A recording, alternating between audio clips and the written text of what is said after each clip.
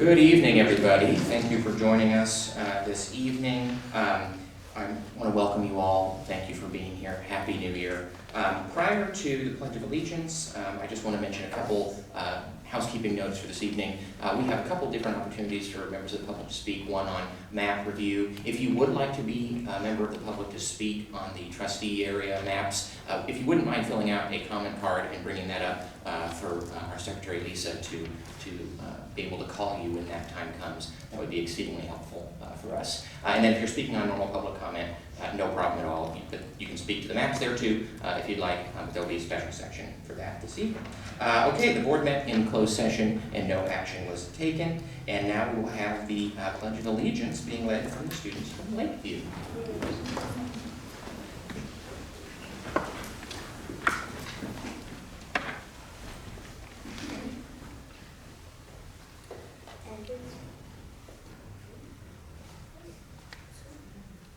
Everyone, please remove your hats, put your right hand over your heart. Ready? Begin. I pledge allegiance to the flag of the United States of America and to the republic for which it stands, one nation, under God, indivisible, with liberty and justice for all.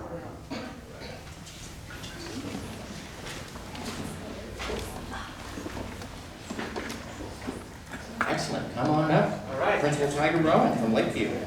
Hey, welcome. Do you mind if I take the microphone down? Is that yeah, I just Do whatever you want. thank you. Sorry, I have a loud voice, and I just it would be better than me. Welcome, everyone. We're gonna go through about Lakeview. Lakeview. That is me, Teacher Tiger. Our school is focused on three what we call big rocks. Our whole district actually has three big rocks, and so I'm going to go through those three big rocks with you tonight.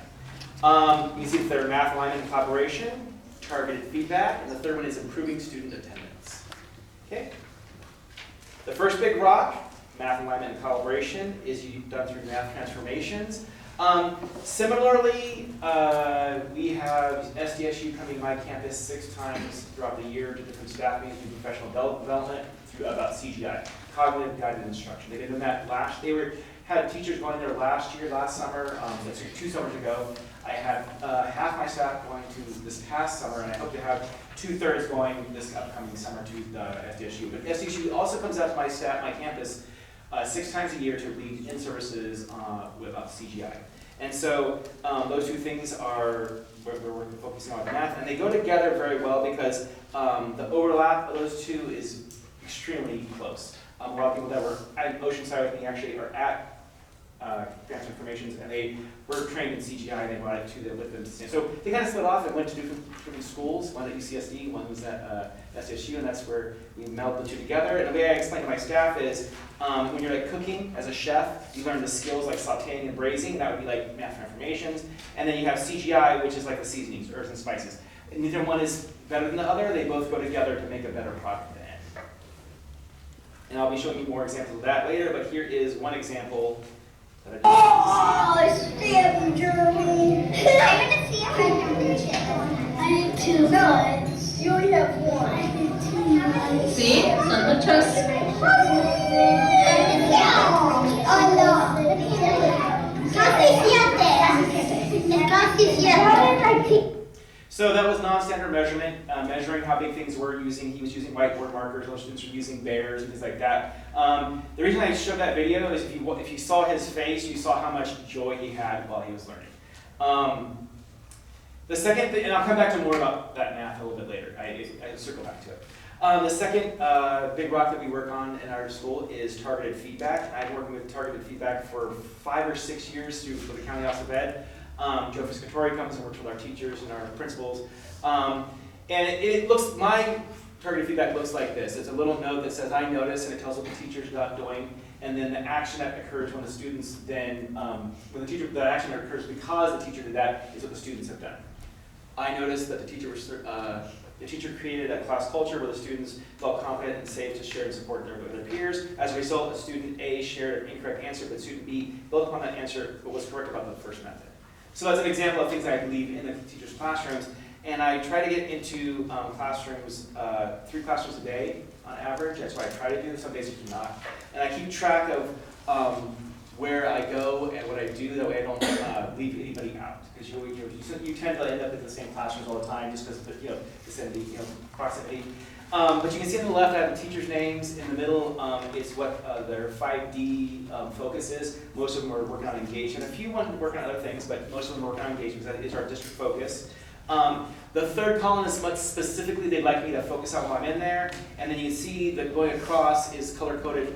Each time I go into the classroom, what I paraphrase the note I've done so I don't leave the same note twice. Because if I go into a classroom, I'll try and leave different feedback about different lessons and things like that. So if I've done seeing morning meeting already, I try to go see reading or go see math or something like that. So that's an example. It goes for every teacher in my school. That's just a snapshot of my Google Sheet my tracking system.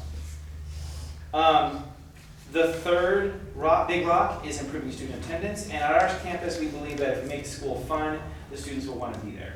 And we really focused last year on fun, and we focused this year on fun. And we've seen a big decrease in habitual attendance, chronic absenteeism. Thank you. And we don't just use fun as the only way. We do incentives, like we have each class that has a person that has perfect attendance gets put in a drawing. They take all the names in that class and they get put up on a board next to our lunch. So every month there's a different student up on that board, praising them for having perfect attendance. Going back to fun, if you remember last year, my school focus was increasing the amount of fun. Decreasing worksheets, increasing hands-on activities like science and the CGI, which is, as you saw, was fun. This year, we made a switch. We still use fun, but I had a different focus when I came to school. I had an epiphany this summer. I was watching Guardians of the Galaxy 3. If you've not seen it, sorry, spoiler alert, I'm going to tell you how kind of it ends. I'm watching this movie, and the main bad guy is the High Evolutionary, and he is committed to obsessed with making like a perfect society, right? So he's made thousands of societies in different planets across the universe. He had the sovereign, who are the most highly intelligent, most beautiful people in the world, but they had no SEL. They were just egocentric and mean. So he got rid of that planet, and he started his next planet, which was the Star Children. They could work faster than computers. They were caring and kind, but that planet was also failing. And so he was thinking, okay, what is missing? What am I missing about these populations that have super intelligent beings that just can't function and they die out? And it goes back to a character we all know is Rocket Raccoon. And what Rocket had that no one else had was innovation and higher order thinking. He could think outside the box. If you've ever seen it, he's the one who takes all the trash pieces, he puts them together, and he makes a rocket ship out of garbage. Because he can think beyond just what he sees. And so the whole movie is basically the High Evolutionary trying to capture Rocket to basically clone and mimic him. So with that, I wrote up there that that's what I wrote. You can read it for yourself. And if you can't see it, it says rote memorization does not lead to innovation nor higher order thinking. So with that said, at our first staff meeting, I presented this, and everything we do, whenever we meet for our PLCs, the first thing they do is they spend 10 to 15 minutes talking about, okay, what's a way that you've had your students be innovative, self-evaluative, and use higher order thinking. But when we have our staff meetings, the warm-up activity is something based on this. Come in, make sure you bring something, and they all know, bring out an example of a time that your students have been innovative, self-evaluative, or use higher order thinking. Even when we started at the beginning of the year, when we did our SPSA goals, I include that in our SPSA goals as far as not just focusing on English learners, not just focusing on Tier 1, Tier 2 interventions. We added a section about higher order thinking. And so you can see here, there's my teachers working on their beginning of the year. We took our SPSA goals and made posters, which I have displayed in my office. I didn't actually have them displayed in my office. We had done them. And then the teachers came in, like the little kids, they said, are you going to put them up in your office this year? And so I went and I had a poster up on I took that down and put their work. So my office has their posters up on the wall. And you can see one of the ones, that's first grade, I believe. That's first grade. You can see Rocket right in the middle. What would Rocket do as far as including innovation, self-evaluative activities, and higher order thinking? So with that in mind, I want to show you some things that we have done that have innovation, self-evaluation, and higher order thinking. Oops, sorry, go back. As you know, posters are big. We buy a lot of poster paper because the kids can work together, the teachers work together on it. So on the left here you can see students creating a poster. On the right is an example of a poster after students read Stone Soup. Each item in the soup was given a dollar amount, and you only had so much money. What kind of different soups could you make using the amount of money you have? Innovation beyond just multiplication and division, but set to a story and innovative. You can see on the left, you can see our 10 frames, which our first grade and kindergartners use. You can see the base 10 blocks on the right being used by, the snap cues on the right being used by first and second graders. And then the fractions. Okay, we have our fraction tiles, which we use with math confirmations. On the right, you can see a fraction activity where they had to create an array and build different buildings based on a number of squares you could use. And then, like, you could figure it 2 by 7 or 2 by 8 or 4 by 4 or however you want to make it to make your building, but have way of doing multiplication and fractions without a worksheet. And then, of course, a big part of CGI and math innovations or math transformations is sharing your work. So on the left, you can see a student sharing how she solved one of the math problems that she did, and the rest of the class is taking notes and then interacting with her as she explains what she did. On the right, you can see the teacher wrote this on the board, but you can see 3 different ways of the students that solved 63 plus 25, and then they discuss how is your way like this person's, how is your way different than that person's. So discussion about the math. Once again, higher order thinking. And then here's an example of our older students then taking what they've done in their class and going down to lower grades and then sharing with them what they learned, how they solve things. Building on that, speaking of little kids, we do include fun still. And this is Candyland. Our TK had Candyland, and they had math activities. You can see they're making, on the left, they're making geometric shapes. On the right, they're counting, and they're picking up with tweezers using their fine motors. But basically, the entire classroom made Candyland innovative and higher thing. And then our first grades had a bat day where they darkened all the room, they dressed up like bats, and they read in the dark. I mean, it's so simple, but innovation. 4th grade had a play this year about geology, about rocks, and instead of just learning facts, the facts were put into a song, many songs, and a play, and they all got up in front and they sang their song. One of them rapped, one of them sang. They all, it was once again not just a worksheet. Speaking of performances and things like that, we have had several flash mobs pop up throughout our campus this year. I really appreciate that. And then, of course, many parents back on campus for performances. So circling back to all of that, as you can see here, it's not just the higher order thinking in our school, it's also we include the fun. And that's it. You're welcome.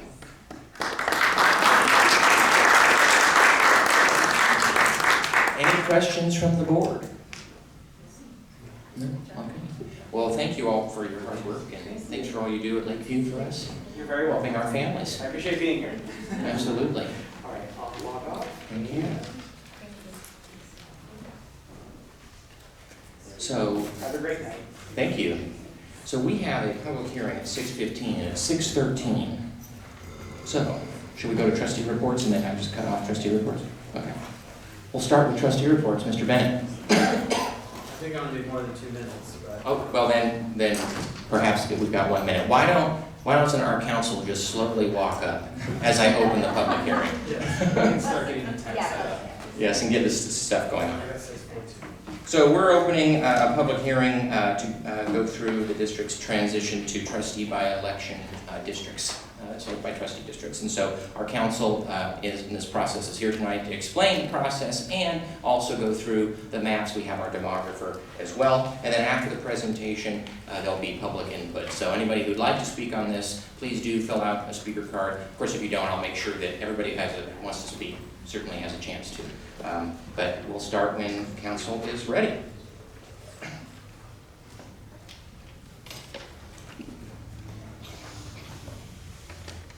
There we go.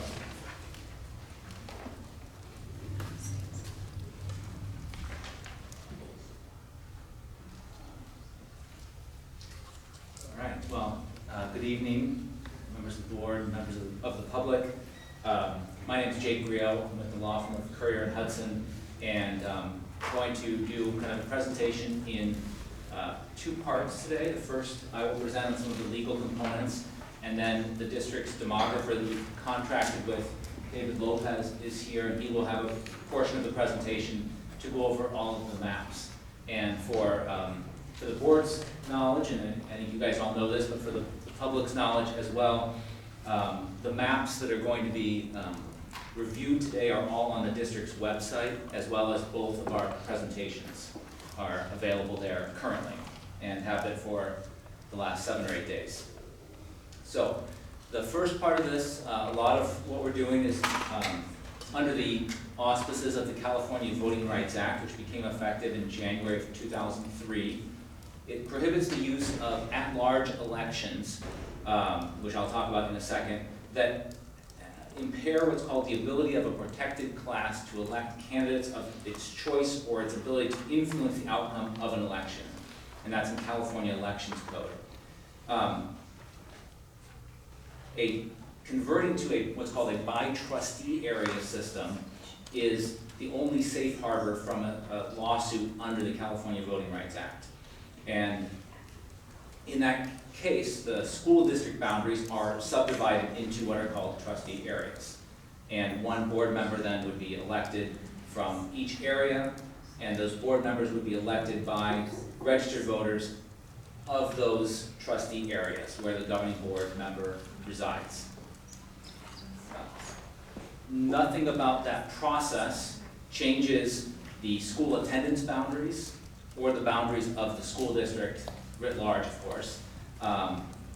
Nor does it change the existing terms of office for any school board members. So people that are elected currently for terms of a period of time, that does not change. Board members still also, even under a trustee area system, serve the district as a whole, owe a fiduciary responsibility to the district as a whole, and of course to all students within the district, regardless of what area the board members reside in or represent.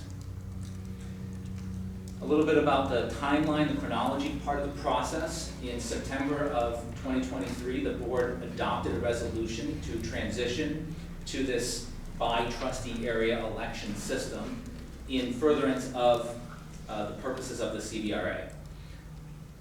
Then the board holds public hearings prior to any maps being developed, and those public hearings took place December 4th and December 11th here in this room as noticed public board meetings. And then after that process, the demographer, David and his team, developed the maps that we're going to present today. And so there are 2 public hearings to receive input from the public and from board members on those maps, and or to potentially tweak or make new maps or anything like that. When we say presenting the maps, it's important to understand that does not mean there's 3 options and that's it. This is, here are some, and they meet all of the criteria, and but if there's feedback from the board, or hey, we want to see, we like this map, but maybe a little bit more of this, is that possible? Or what about this, or what about that?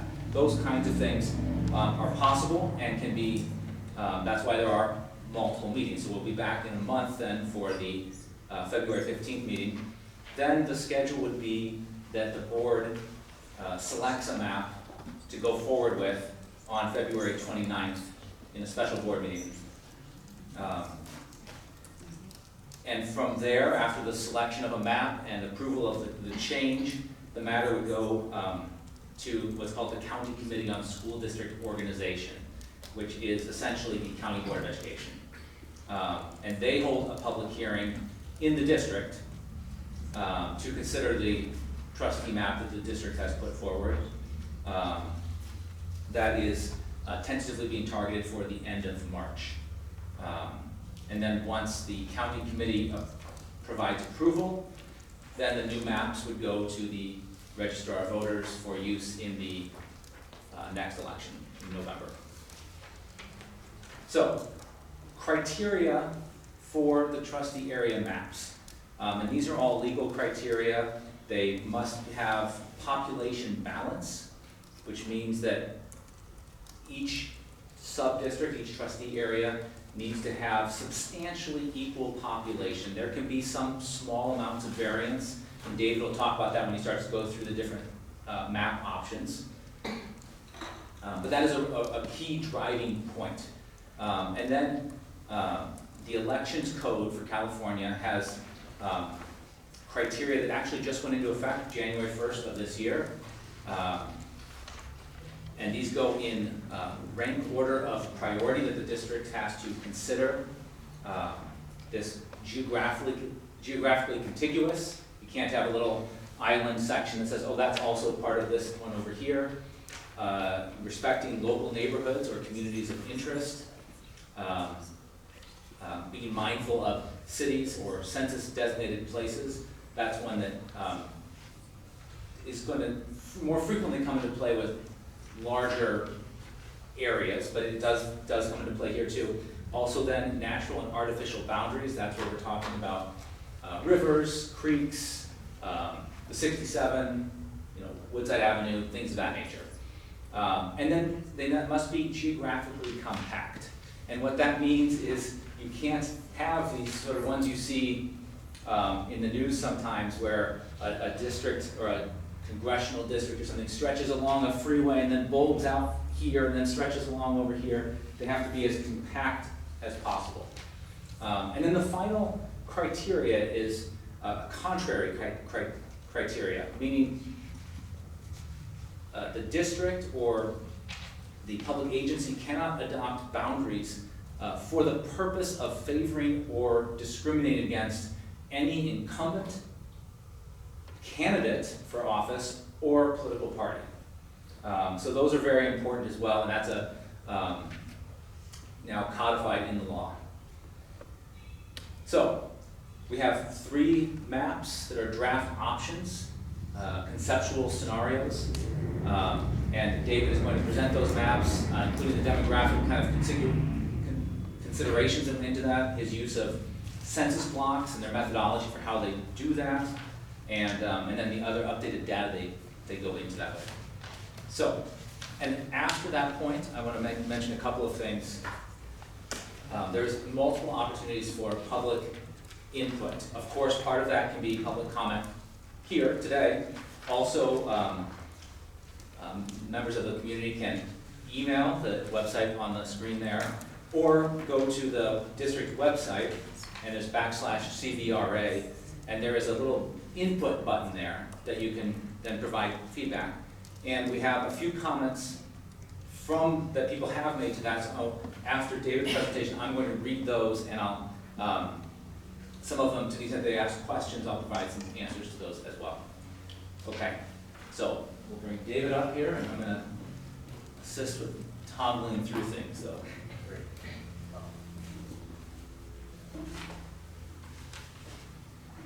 Good evening, members of the board again, and staff, and those of you in the audience joining us. David Lopez from Cooperative Strategy / Wolpert, and as you can tell from the color scheme, we had a mandate from our firm to start transitioning to Wolpert, our new company. So that's why it's different than the prior presentation, which was strictly Cooperative Strategies. But we're technically both. We're just going by Wolpert moving forward. The calendar. I just want to remind you where we're at in this process. This is early in the process, and yes, we have draft maps to discuss. These are just drafts. There's 2 other hearings after this where if there's any more discussion or maps that need to be adjusted or amended or completely started from scratch, that's what the intent of these 2 hearings after this one is for. With the goal of hopefully adopting a map at your February 29th board meeting, after all discussion has been fleshed out, any community feedback, anything that is outstanding has been addressed. And then it still has to go to the county committee and school district organization, and that would happen at a TBD time in the future, probably March or April, with the intent of moving forward with the district's trustee areas as they've been defined through this process, with the first election in November 2024 being held with these new areas. Again, council covered a lot of this, but I just want to let you know what we have to do as demographers. These first two on the top are absolute necessities before we can go even any further to the next steps. Population balance. Each trustee area as they're drawn has to have a nearly equal number of inhabitants. You can have a small deviation up to 10% variation, but this is the #1 factor that we have to achieve, and that's often a limiting factor for districts of your size or smaller. And then people want this, and they want this, and they want that, and we can't necessarily do all that with the consideration that the population has to be balanced. Depends on the geography, it depends on the density of population. And again, that doesn't matter whether those are people of voting age or not, whether they're registered Democrats or Republicans, or whether they have kids in your school. It has to be a pure numbers game of population. It has to be balanced for each trustee area. The second is it must be federal law compliant. The council weighed in a lot of these prior to that, and what I tend to tell people is if you have a certain demographic group in your district, historic minority group, you can't cram them into one area when their voice would have been spread powerfully among other areas. And similarly, if they're in one dense area, you can't crack them, split them to the wind so that they have no voice. That's the easiest way I know of to explain that. And then AB 764, which is a new requirement, as council alluded to, spells out 5 other requirements that we have to consider when we're drawing the maps. They have to be contiguous. We have to consider any local neighborhoods, communities of interest that are brought up. We have to look at city census designated places if they're a factor. Any natural or artificial boundaries have to be considered. And the compactness, again, has to be something that we strive to do in our maps. The other criteria, oftentimes there's other local traditional considerations that are brought up in the process. We take that into account. And finally, as council had indicated, these cannot be drawn to favor an incumbent. It cannot be used to discriminate against anyone or any political party or anything like that. So when we're drawing these maps, that is what we adhere to. The next slide has, again, the demographics of your district. These are how people responded in the 2020 census. Again, that total population of the folks that took the 2020 census, if you divide that by 5 trustee areas we're trying to draw up, each trustee area would be ideally 8,719 people. So that's one of the criteria.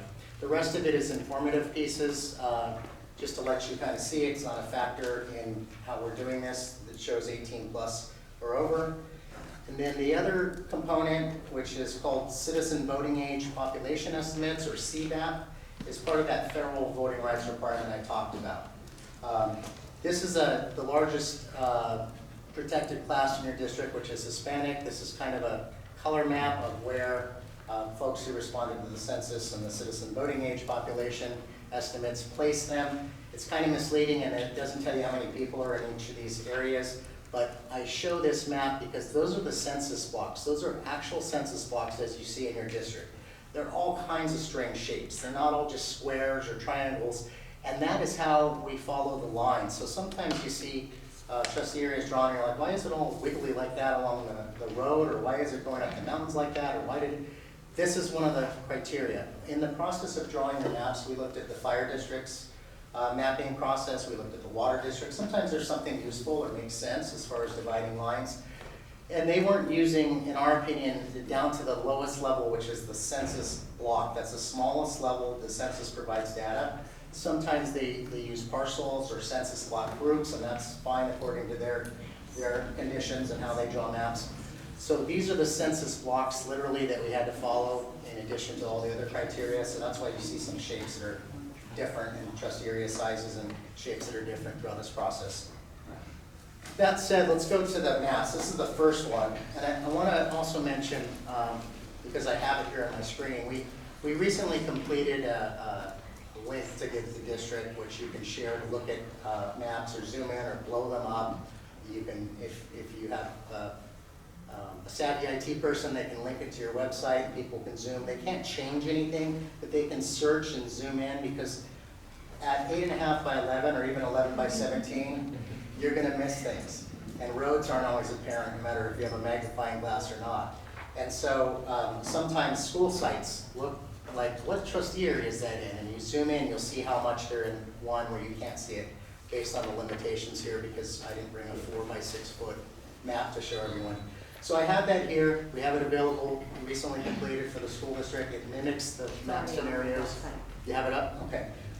And that just allows everybody more feedback and more information to make determinations and offer feedback.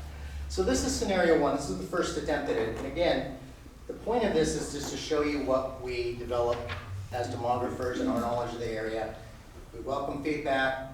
If you know that one doesn't work tonight, you can't stand it, none of you can stand it, let me know, because then we can get rid of that and focus on others.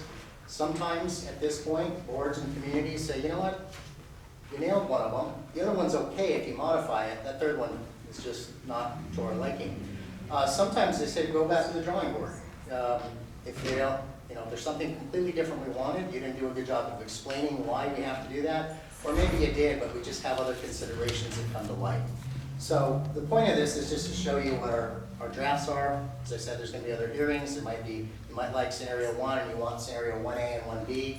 The next time we come back, maybe you say, well, I want 3.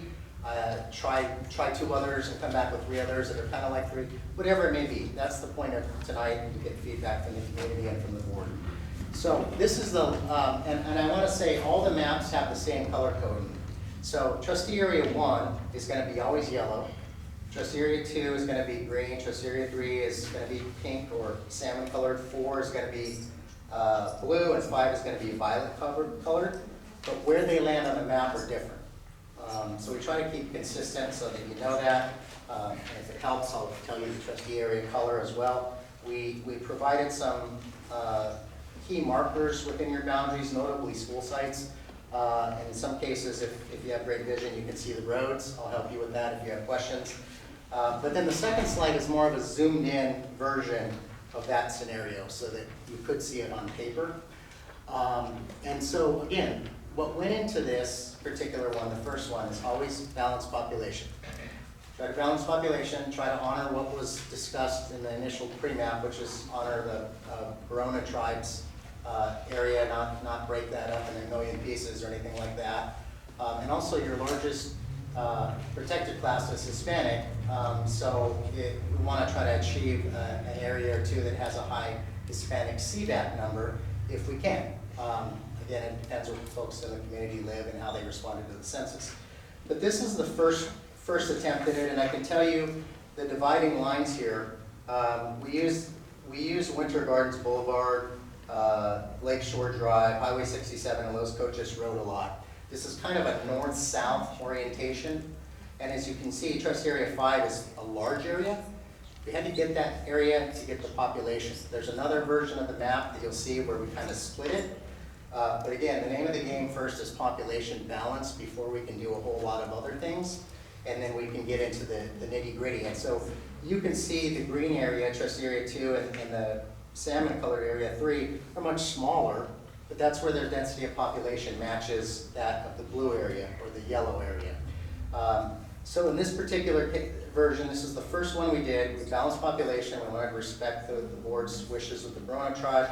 We wanted to focus on Hispanic CVAP. And then let me show you the highlights on the demographic data. And this is important to understand how this table is read too. The column that says TP is total population. So as you go down top to bottom, it has the total population of that trustee area as it's drawn. That's number 1 criteria, balanced population. The second line, CVAP, is citizen voting age population, and that is the number that is used to determine if you're honoring, respecting a protected class or disenfranchising them. We don't want to do that. So we're looking for, in the CVAP column, the highest that we can of your protected classes. In this case, this particular version of the map, I think Trust Area 5 had the highest. It had 28.5% in that black column of Hispanic Latino residing in that area. Also the highest percentage of American Indian at 4.2%. And again, that's just the way it's drawn up. As far as the total population, the white and blue columns there, or the white columns, that's summarized on the top. The total population variance of this map is 6.2%.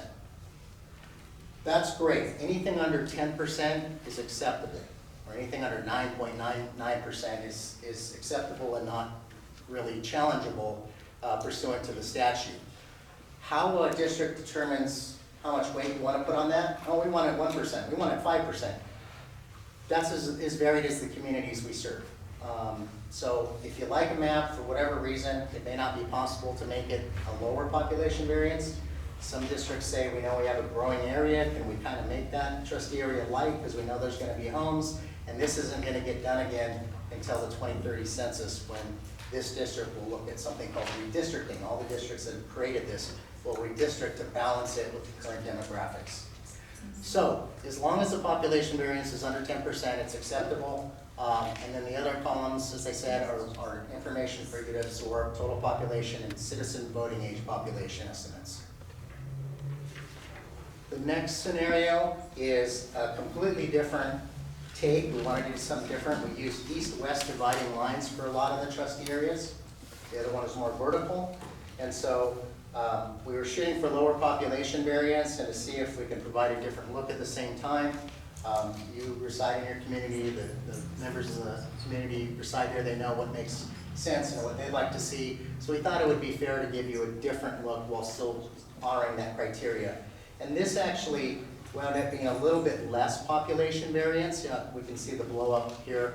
It wound up being 3.8, which is better, but it's a different look. Some of the trustee areas look completely different because they were using different dividing factors. I mean, for example, if you look at the yellow one, that's using Mapleview, El Monte, and I think Winter Gardens, and 57. So it's kind of where these lines are dividing, giving you an option to choose if this makes more sense than another, or if this is a great staging ground to make some other modifications. And so that said, the demographics behind this one is as follows. And this is that, and again, the colors are the same, but they shifted areas. So the highest concentration of citizen voting age population among Hispanics, Latinos falls in trustee area 1, and the highest for the American Indian population is 4% in trustee area 5. So those are some of the differences that go into play as we do this, as well as geographical boundaries and ties. But again, the population variance is something that we have to be focused on, and that kind of determines the shape of how these wind up. And so when further questions come, or if there's feedback after you've had time to absorb it, we'd be happy to answer those questions as far as why'd you draw the line here, why'd you do that. Sometimes there's questions because, again, the map size where the school sites fall, we'd be happy to answer that. But let's, You said 5, yeah. is it 4 or 5? For what? American In scenario 2, trustee 2 is area, the most in, yeah, 2 is 24.5% Hispanic, and then for Native American, or for American Indian, it was 4% in trustee area 5. and, 1 and 5, sometimes it's the same, so yeah, it's no, confusing. Then if we look at scenario 3, this is, we were able to split this larger area in your district, in the northern section, and make this balance. And ironically, when we tried this is kind of a north-south axis again, where we use some major dividing lines. We wound up with some of the best numbers as far as the demographic data. Again, this is just a draft. I don't know what you and your community feel is the best for your district. But to zoom in on this, we were intending to give a different look by balancing the population even more, and in doing so, we also achieved the highest citizen voting age population for Hispanics in trustee area 1 of all the maps, which is 28.8%, and then for the American Indian, it remained pretty high at 3.9%, also in trustee area 1. And this particular version, scenario 3, also is the one that has at least one of your school sites in each trustee area, which sometimes we try to do that if it's possible, because that's sometimes a request. Again, doesn't mean that you're going to represent one school site, you're still a school board, but oftentimes that's a place where board members can go to hear the public's comments or visit or whatever. I mean, you're still going to represent the whole district. But we were happy to see that we were able to do it with this version. And then again, the highlights on the demographics page I already talked about, trustee area 1 having the highest concentration for your protected classes, but it also is the lowest population variance of all the maps too, at 2.6%. So that's also something that made us happy. Again, providing that your community, likes the maps or doesn't want them modified, or you don't have suggestions. And then just kind of as an informative piece, we put all the maps side by side on the next slide, just to give you a 30,000-foot view of how the shapes change on this scenario. On the online tool that we created, you can actually toggle between trustee area 1, 2, and 3 and just see it live as it's happening. You can't change anything, but you can search like a residential address. But that's the extent of it. That's the interactive extent of it. And you can certainly zoom in to see nitty-gritty roads and places like that. So hopefully it'll be helpful to you all and your community. But again, this shows you the variations that went into it. What works, what doesn't work, that's to be decided. And if there's any questions after council gets up and finishes the presentation, we'd be happy to address those. Thank you. Thank you. Council. Thank you.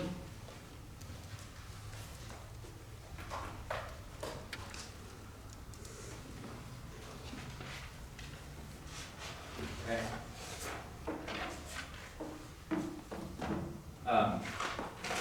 The next thing, as I mentioned, that we wanted to do was just because people could submit comments or questions through the board's website. And hopefully, this is coming up a couple of times where people, the process really is designed for people to be able to give input in lots of different ways. And that's the hope, that's the goal.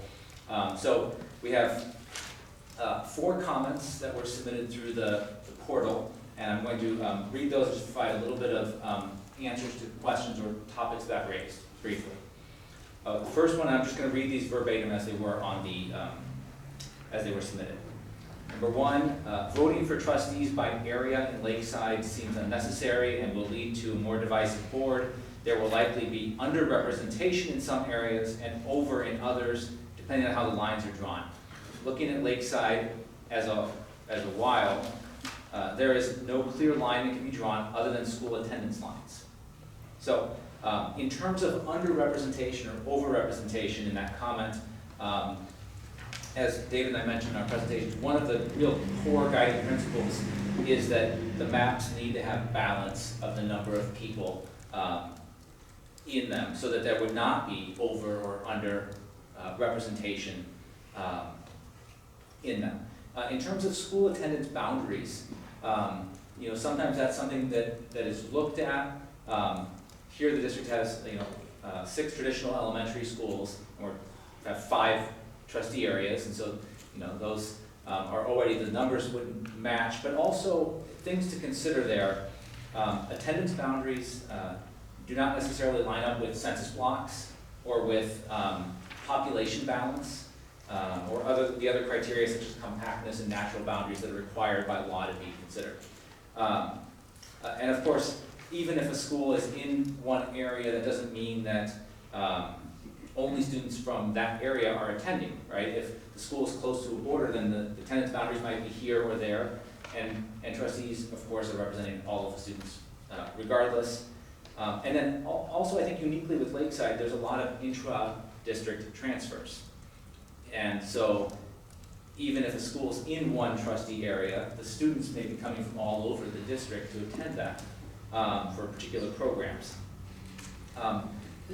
And I did want to note, David touched on this briefly, that one of these scenarios that we're talking about today, there is one that has at least one elementary school in each of the sub-districts, each of the trustee areas. Of course, if the board wants a map scenario that further takes into consideration attendance boundaries, that's something that David and his team can work on, see if it's possible given the other legal criteria. Okay, second comment.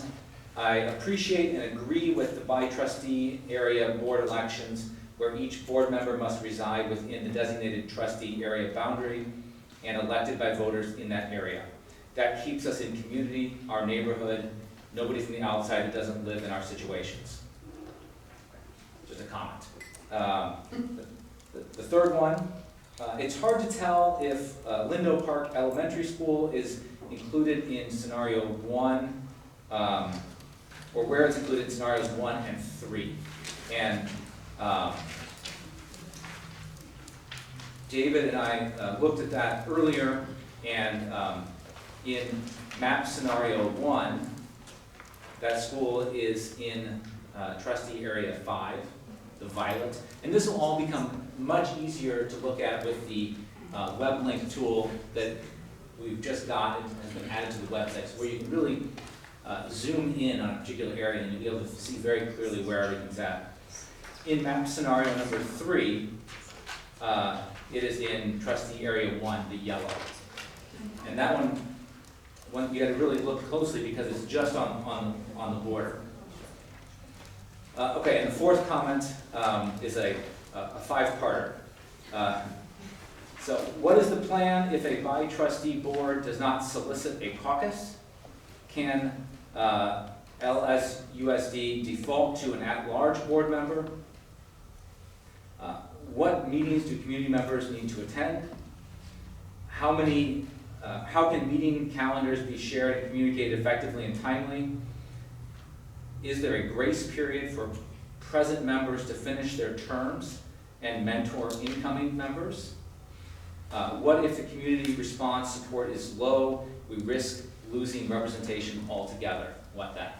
So I'm going to answer some of those the best I can. If a particular, and I think we might have talked about this at one of the December meetings before there were maps, if a particular trustee area does not end up with a candidate that runs for that position, then the board uses a similar process as with any other vacancy, where they would appoint someone. The only difference is the person they're appointing would need to be from that trustee area. So that's the first part of that. In terms of community members attending meetings, that would be like today and like February 15th and the February 29th meeting. And then there will also be the meeting that the county board will hold here in this room in late March. And there were also the 2 public meetings back in December for that.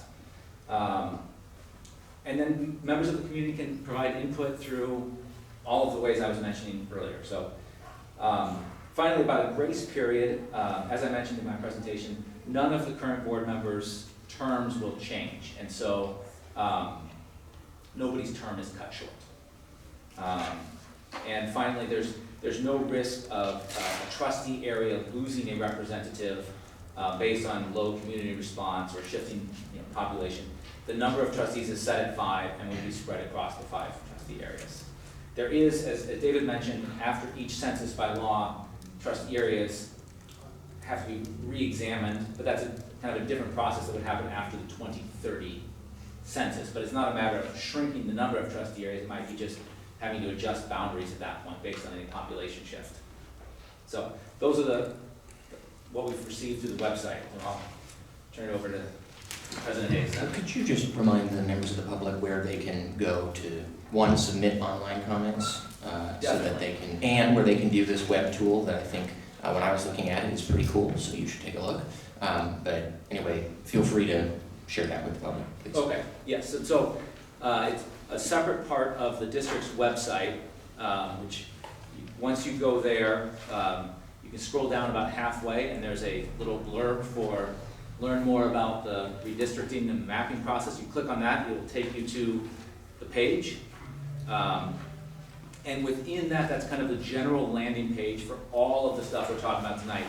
It has the presentations on it, it has the board agendas, it has the maps, it has upcoming meetings, and then it also has how you can provide input. And there's really, in addition to coming to meetings, you can email, there's a input button that takes you to a Google form, and then it also now, as of this afternoon, has a web link where you can zoom in and click on which, I want to look at this with an overlay of the proposed map number 2.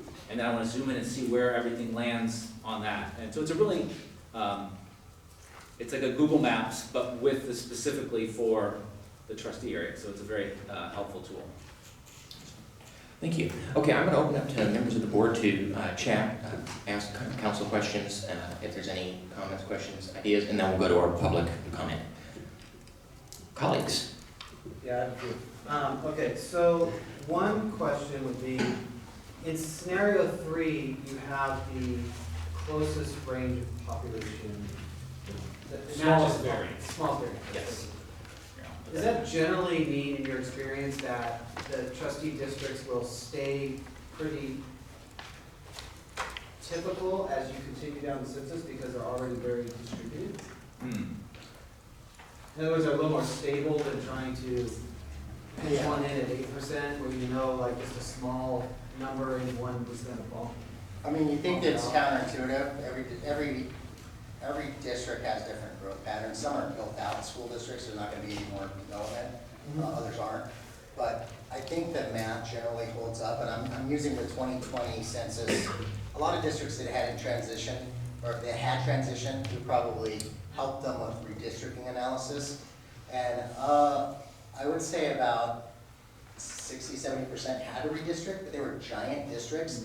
The smaller districts didn't seem to have to redistrict, so I think regardless of whether they were like 7% or 2%, it just depends on the amount of growth. But I think logically, the lower percent you have, probably the better chances in 6–7 years when the next census comes out, that you would logically have to, that they would be unbalanced. But you never know, people move all over the place and shift and things change. But I think that's a fair guesstimate that's logical. The only other piece I would add to that would be if there was like some particular planned development that you knew was gonna be happening in a particular area that would explode that area in particular. Yeah, I think both of them is not gonna happen. Continue your questions. One comment, if I may, I do really appreciate scenario 3 in the sense that it has a very high Hispanic representation. I do like that. The other question I have would be, when you present this to the county board, do they see all of our scenarios, or do we put one in front of them and say yay or nay? In other words, We'll we do put it there and they can comment back and forth? No. Okay. So it's like a thumbs up, thumbs down kind of. If the process is that the board adopts a resolution, and I'm sorry, I'm trying to stand where I'm not going to back to somebody here. The board would adopt a resolution selecting a map and making the change to the by trustee areas. Once you've made that decision, then that goes to the county board of education for, kind of a yay or nay. Okay. And we're, coordinating with the general counsel and in county board to what materials they might need. We would probably provide them some of the underlying work to show the work the district did to get to this point. To help Right. kind of bolster, but it's no, they don't get to like pick from a menu. Okay. That, really prioritizes more of the local control for you all. Okay. Can I ask you another question? Go ahead. Okay. You've got the floor, sir. So the mechanics of the process moving into 2024, 2026, et cetera. So if you just want to focus on a scenario like scenario 2. Currently, the way I see it, 3 of us live in trustee area number 3. Okay? So you have a 2024 sequence for area 3, which means somebody's gonna get elected in that area, and then 2 more people are still living in that trustee district that are not up for reelection, for instance. And I don't even know if that's exactly right, but the scenario holds true either way. So now you have 2 people in a district. One just was elected in 2024, one's up for reelection in 2026. Yeah, great question. Your locations didn't factor at all into this, so. Yeah, I'm just thinking But the mechanics. sequencing, I think I defer to Okay. council Yeah. on that. So what we bump up against is kind of 2 competing pieces here, making them work in sync. One of those is, as I already said, nobody's term is cut short. And the other part of that is there are 5 trustees. There's not 6 or 7 at any time based on the current arrangement. And so I think your question is that, well, what happens then if somebody's elected, if there's a a trustee area that's up for election in '24, and somebody's elected to represent that trustee area, but somebody else lives in that area that's not up until '26, they would remain on the board, but they would just, they wouldn't necessarily be the designated person from that trustee area.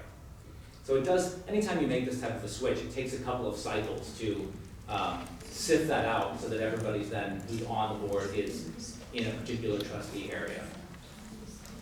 So if you have two people that are up in 20, whatever, it doesn't even matter what it is. Simultaneously in the same trustee district, they're essentially running against each other. Yes. Say that again? So You can only- person A and person B are both living in trustee district number 2, and they're both up for re-election in 2024, they would essentially run against each other.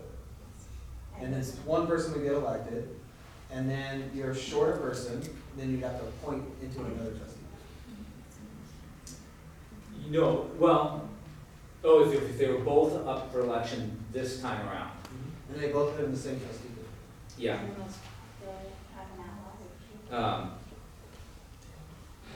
I don't know if that scenario would play out in anything we have in front of us right now, but if that were the case, you could only have one person elected from a given trustee area. Scenario 2. So in scenario 2, Laura, Autumn, and myself all live in trustee area number 3, which is up in 2024. Right. And I'm just going, I'm not saying I promote this scenario, I'm just saying that's what the reality And I is. think I want to distinguish between talking about which trustee areas are up for, would be on cycle for election as compared to candidates.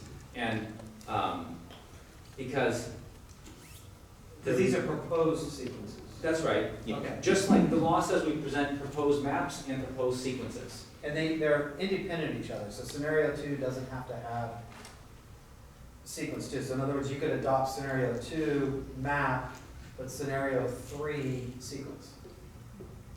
We can put that into one. Yeah, I suppose so. One of the things that we were still guided by the other considerations that I was presenting earlier. If there were two people, and I think this is maybe where it sorts itself out a little bit. If there are two people in an area, and you say that you see that the trustee area in that proposed sequence is on schedule for 2024, if one of those people has a current term of office that takes them through 2026, they don't have to run, nothing changes for them. They're in office through 2026. But in 2026, they can't run. They have to wait till 2028 because that election happened in 2024. Right. Yeah. Assuming that in 2.5 years from now, they're in the same house and the same residence and all of those kinds of things, yes. Sure. Yeah. Always do the extreme. He's in prison. Yeah, nobody got arrested. Well, you can still hold office in prison. We may test that. Is that, yeah, further questions? For now, does anyone else have any questions? Any questions? Yeah, I think I've got it. I'm just piggyback a little bit on Jim's comment. First of all, I think it's pretty clear, especially today when I see the maps and have studied the maps when they were available to us recently. And I hope that you'll get more comments on the website and more, everybody will contribute because this is what's going to happen, and we're not like the favored trustee of an area. You know, it's only your area. We visit all schools. We're involved with all children, like you said so eloquently. But I want to go back on what Jim said.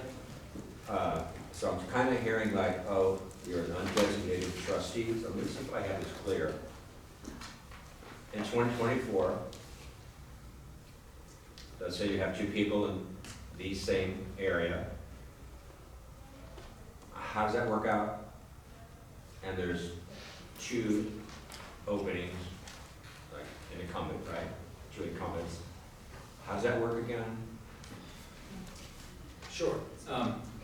One of the things that in all of the proposed sequences that we presented, we kept with the district's current structure. Right now, there are 2 people that are up for, their terms end in 2024. Okay. And there are 3 In the people. same area, right? No, I'm talking Proposed areas, maybe. separate from this. As it stands right now, Okay. there are 2 board members whose terms end in 2024, and there are 3 board members whose terms end in 2026. Right. And so, when we were setting out the proposed sequencing, all of the proposed sequencing has 2 trustee areas up for election in '24 and 3 in '26. And so, some of that was to minimize any of those kinds of questions or risks of having 2 people that would be up at the same time. But again, the maps are drawn without consideration to where folks live, and the sequencing was more a matter of like, let's look at what kind of makes sense. If there is a situation where the trustee area is up for election in '24, and there's somebody in that trustee area that their term expires in '24, and there's also somebody in that trustee area where their term expires in '26. The person in '26 wouldn't have to do anything. They would remain on the board as is through the end of their term in '26. You remain at large. So would they be like an No. what was the term I used? Undesignated? Undesignated? Yeah, they would not be the quote unquote They would be represent, that they would not be the undesignated representative person. from that trustee area. They would be the 5th board member. Okay, all right. But that would be just for this kind of 2.5-year period of time. It'll all Yeah. work its way out in the future. Yes. I mean, absolutely. Okay, thank you. And, no, I think all the maps look good. There's 3, and like you had mentioned, we can ask for more to be made, you know, if we're not happy with that, or the public is not happy with it. So, I think it's pretty clear now with that. Thank you. Any further comments from the board? Just one more Sure. comment. Generally, I like scenario 3, like I said, but one reason I already stated, the other one is it's like one school. Every district or every trustee area has a school in it, which I think is kind of cool. Yes, that was just my. Excellent. Thank you. Appreciate it. All right, we're going to now move to members of the public who would like to comment on any input on the maps, ask any questions that council and the team can answer for you. The other point is, if you haven't turned in the slip, that's okay. I'll make sure that anybody who has comments gets heard. So we'll start with speaker slips. Lisa, who's our first speaker? Twyla. Come on up. Same rules apply, we can't comment? Is that true? What happened? Do the same rules apply, Yeah. we can't comment? Yep, same rules apply to public comment, yes. Members of the board, Superintendent, Twyla Godley. As I spoke at the December meeting, I still have questions about why this is even necessary, since the Voting Rights Act is the ability to protect, for protected citizens to be able to elect and influence the outcome of the election and not have a dilution of their vote. Since the highest area in these maps gives 30% to the Hispanic community, I don't see how that has any way, and the range in the highest areas in all these maps and the lowest is less than a 10% for the number of Hispanics, which is our largest minority population. So I don't see why this is even necessary, other than the fact that we keep getting threatened with lawsuits over this. And to do this, just so that we can save money on litigation, to me, I don't think is right, whether economically it makes sense. As far as the maps, on scenario 1, I think that's probably the cleanest map of all of them. in following community boundaries, except for in the trustee area number 3, because there, you can't see it here, but there is a ridge of hills that go right through it, north and south. And in order to get from one side to the other, you have to go down Las Coaches all the way to Julian, and then cut across to get to that, the other part of that area. So that, to me, makes it problematic, because those two sides of that trustee area aren't really they're different communities, different residential areas that don't really go together. Scenario 2, I don't know I did not look at the website on being able to look at the maps, but in trying to look at this, I cannot figure out what the boundary is between trustee area 4 and 5 in the Eucalyptus Hills area. The Eucalyptus Hills Lakeside Farms area is really one community, going from the bottom of the hill all the way up. And this does not look like a natural boundary to me. I don't know of any roads that cut through like that in that area, and to divide it up, as well as crossing the freeway for trustee area 4, the Lakeside Farm area, going all the way into the Riverview area. That freeway is a natural boundary, and this does not make sense to me at all.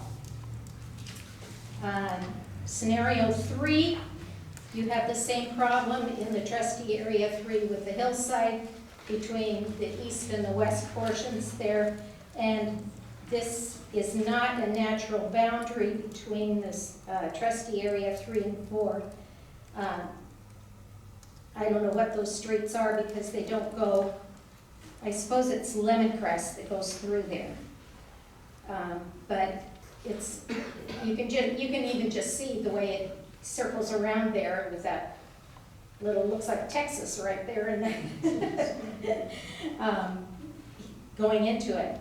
I think the cleanest areas are the Lakeview area, although in scenario 2, it gives you the Las Coaches Estates and area that's really is part of the Lakeview area on trustee area 2.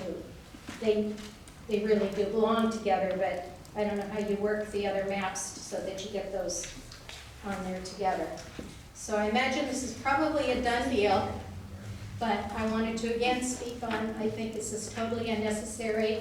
I think it deprives the voters of being able to vote for a whole board, because when we only have one representative, we get to vote for one person every 4 years. And this is a 5-member board, and it would be nice if they were accountable to all the citizens from our vote.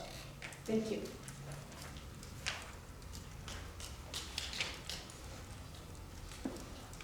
Lisa, any other comments? No. Any other comments? Come on up. I'm going to try not to get emotional. Most of you know me. My name is Bonnie LaChapa. I served on the board for 16 years, and I live on the Indian Reservation. I'm a minority in this town. I love Lakeside, and for me it is emotional because one of the trustees lives in Youth Valley, or lives in my area, so I will not be able to. I was looking forward to running again in the 2024 term, and I won't be able to now run for almost 3 years. So it is emotional to me. I'm sad because I love Lakeside, and I love being on the board, and it meant a lot to me, and I'm really sad that I'm not going to be able to run for 3 years. 3 years is a long time. So I know it seems silly of me, but I just needed to say that so that everyone knew that I'm sad. Thank you. Any other comments from anyone in the public? Questions that they'd like the team to take down so we can answer them at any point? Okay. If you have 3 people, I need you to come up to the front, please. you said 3 people live in one proposed trustee area. So we can't, the board can't converse back and forth, but you can ask the question and then Okay, it well, can be. if 3 people live in one and you guys were voted at large, you might want to keep it not trustee areas. Because then the 3 that are most popular wouldn't be able to be voted on this board again. Thank you. Thank you. Council, will you, I think it'd be helpful if you could address the legal process by which boards make decisions like this. I think sometimes it's important to know that there's details that sometimes may be very important that boards have to consider as moving forward. And answer that as judicious as you can. I recognize there's closed session stuff, but In terms of the decision to switch to a by trustee area, correct. yes. We've already talked about the law, the California Voting Rights Act, and one of the components of that creates what's called a cause of action, a right of action for individuals to bring litigation against an at-large district and allege that the structure violates the CVRA. And the nitty-gritty of what that entails is incredibly complicated and as a result, incredibly expensive to unpack in the course of litigation with lots of dueling demographic experts and things of that nature. And I think I want to be clear that boards typically take into account in any decision-making process practical things, also what's important, what's practical, business considerations, of course, student considerations, and the CVRA has what are called fee-shifting provisions, which means that a successful plaintiff's attorney would recover the costs of their legal fees in bringing the action on behalf of someone. And successful is a broad term under the CVRA, and so even very specifically, just speaking about what the statute says, if there were a demand letter that came even before a lawsuit was filed, and the district said, "Oh, okay, we'll agree to change the system from an at-large to a by-trustee area," that effectively is considered a successful legal action, and they would be able to recoup up to, and in almost all cases, $30,000 with basically just sending a letter. And the district would still be changing to a trustee area, but in a much shorter time period with a lot less local control over how that process, as opposed to the process we're in now, where we're able to have, meetings and then thoughtful consideration and input and things of that nature. It's a much faster process. So I think that's a part of what, if I understand your question, we are not aware, and this law applies not just, we keep saying districts, but it's all public entities that have elected boards in the state of California. So the water district, the fire district, many cities are covered under these provisions. And we're not aware of a public entity that has successfully defended against one of these claims in terms of fighting against switching to to the by trustee area method of elections. So those are kind of just some of the practical legal considerations. There's other policy considerations, of course, but that's that's for the board to make those decisions. Thank you. Okay, we will now move on to trustee reports and comments, starting with trustee Bennett. Wow, that's a lot. My brain's kind of fried here. Just a couple things, and the first comment is really new to me. I actually heard about it a couple hours ago, 2.5 hours ago.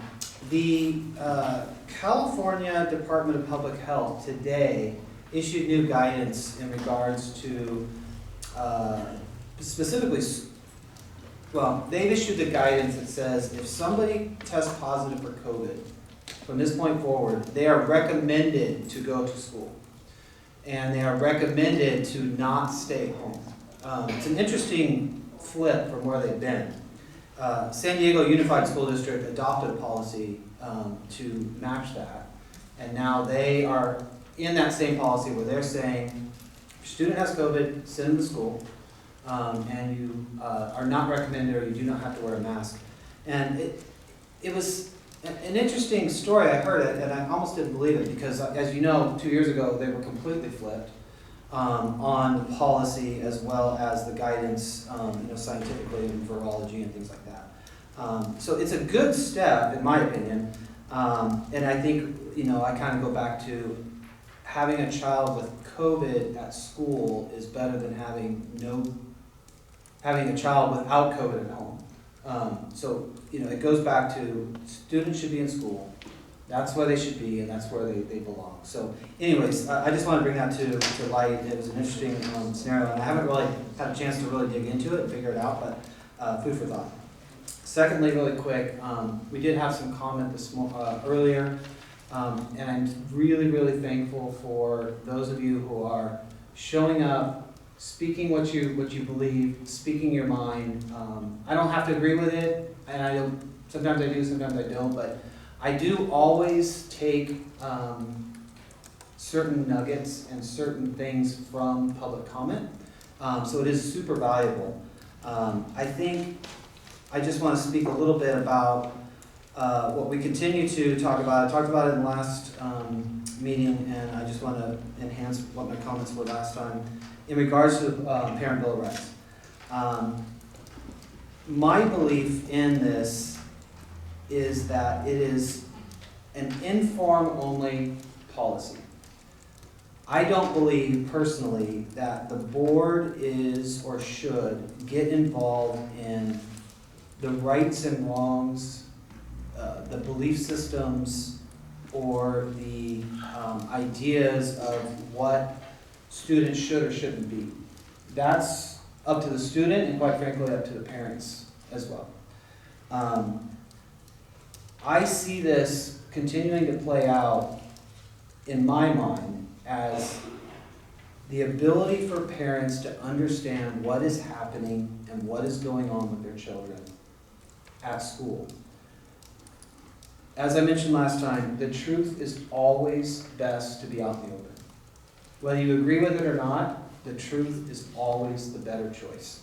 And I understand that cultures are changing, and the culture 100 years ago had a lot of different things going on that have changed. And quite frankly, they've changed for the positive in most cases. But a culture of change only happens when there is knowledge, there's enlightenment, and there's information. And if we continue to hide information from people, nobody has the truth, because the truth is then hidden. And we have to understand that it is important for people to understand what's going on. I know Autumn's going to report out a little bit on the curriculum committee that's going on at the schools. That is one of the primary things that we're talking about with the Parent Bill of Rights. We have a curriculum committee. We want parents to be involved. We want them to talk about what's in the curriculum. We want them to give input on what's on the curriculum. And this is merely informing the parents that you have the right to go and put input in. You have the right to know if your child is suffering. You have the right to know if your child is battling with something or something's going on mentally or physically with that child, that they need assistance and help. And they need some way to walk through whatever scenario they're going through. We continue to focus on LGBTQ, and I don't understand why. It's not about that. It is about understanding that as a parent, I'm sending my child to a school, and I'm trusting this school and this board and this district to teach them and enlighten them, and to tell them the truths about the world. But I'm not allowed to know what the response is to that. I'm not allowed as a parent to know if my child is questioning something that's going on in their body, or that they are dealing with something, in their head that they told a teacher about, and the teacher can't say anything to the parent in a parent conference. So I'm sitting at a parent conference and I'm saying, how's Johnny doing? And they're like, he's great. In the teacher's mind, she's thinking, no, he's battling through all these questions. He's battling through all these things he's trying to figure out. And as a teacher, you're telling me that I'm not allowed to say, oh, Johnny's really going through a lot. He's struggling with his sexuality. How can we help? How can we pair together and figure out how we assist this child? Rather than just send them off to figure it out themselves or with a self-help book. I do want to point out, though, that in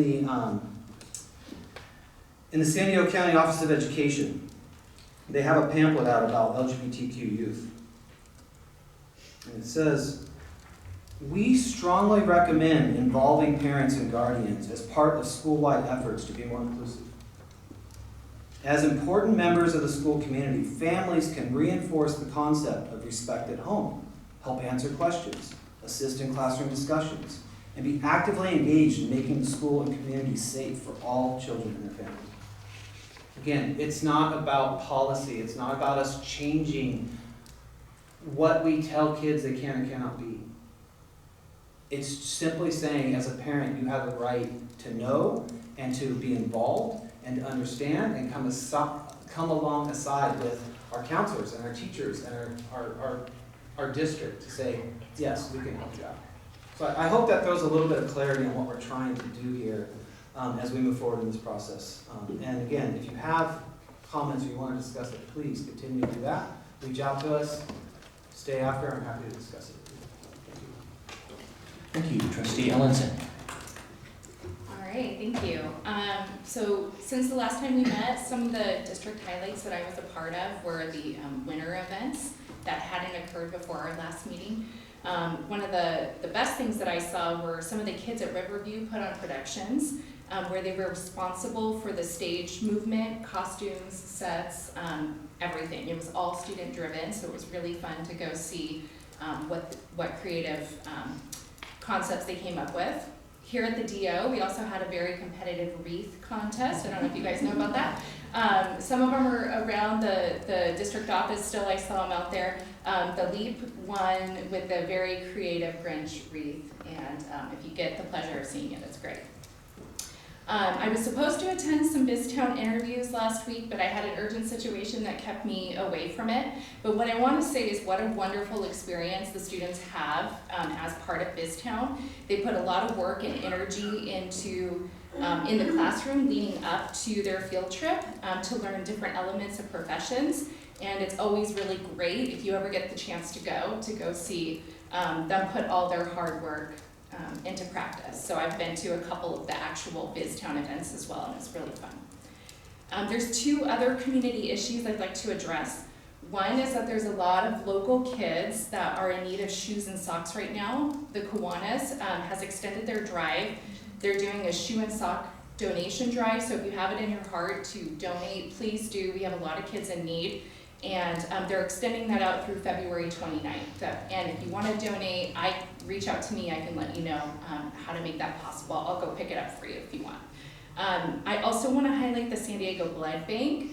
I recently donated and was reminded how important blood donations are. So that's another one. If you have it in your heart, please go donate blood. They could really use your support right now. And then Jim said I was going to report out on our curriculum piloting committee. We had our final meeting yesterday, and I'm using air quotes because our 6th through 8th grade team came in. They had tried 2 different curricula. They were very passionate about one specific one. They came to consensus, and they're going to recommend that one. But our elementary team wants more time, so we're not at a final point with what their curriculum recommendation is going to be. One of the curricula they piloted over a year ago, and so they had some very thoughtful discussion, and both curricula were kind of neck and neck, so they want to go back to the drawing board, try it out again, and extend it out a little bit longer before making a recommendation. Let's see. And I also wanted to address the community involvement here. Our board can't make informed decisions without our community's input.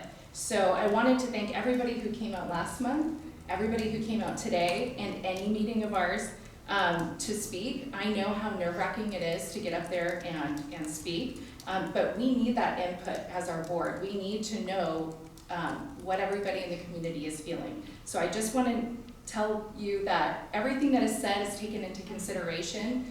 I know we can't comment on it, but we are thoughtful about what the community says and what the community wants. So thank you for coming out. Thank you. Trustee Casper. I think I'm gonna hold off for now, thank you. Okay. Vice President Humphrey Moyer. I just want to, I hope everybody had a great holiday break. It was nice to spend time with family and friends. We are halfway through the school year, and that is just crazy to think about because it literally feels like we just started and yet we're already halfway through.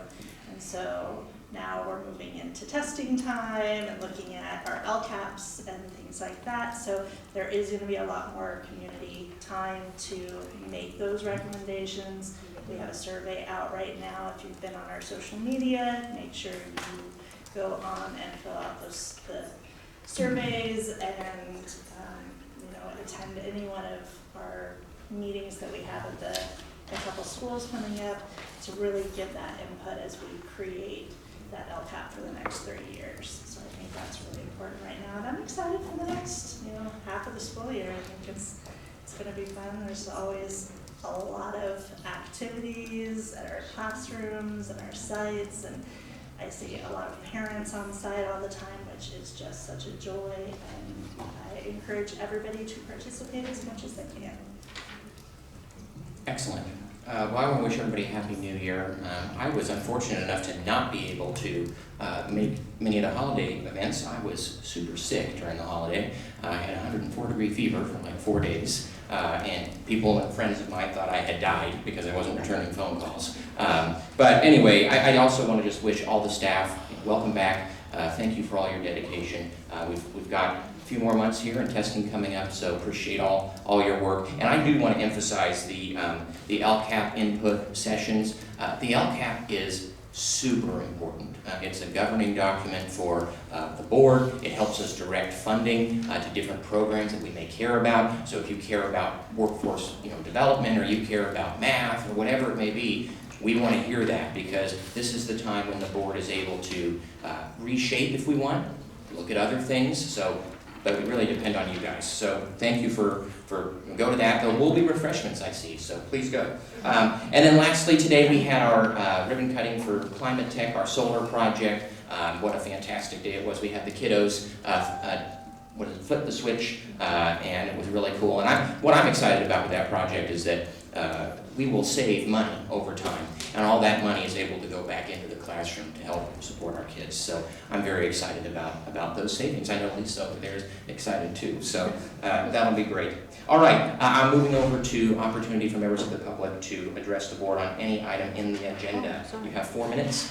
The board cannot respond back to you, but we're happy to hear what you have to say. And we'll start with our first comment. Okay. Hello. I just wanted to address the comments from. I'm sorry to interrupt. I don't want to interrupt. I will let you speak. Yeah. But for the future, just know that you're not, because it's not agendized. So, but tonight, please do speak. But just for the future, so you know. I'll do Okay? better. Yeah. No, you're fine. And by the way, you would never know if you didn't ask. So feel free to speak. Thanks. Mostly, I just wanted to talk about the notion that teachers or schools are intentionally keeping secrets from parents. I don't think that represents what most teachers aim to do. And I know the common thing about why are we focusing so much on LGBTQ. And I agree, I read the Parent Bill of Rights. I think a lot of it is common sense.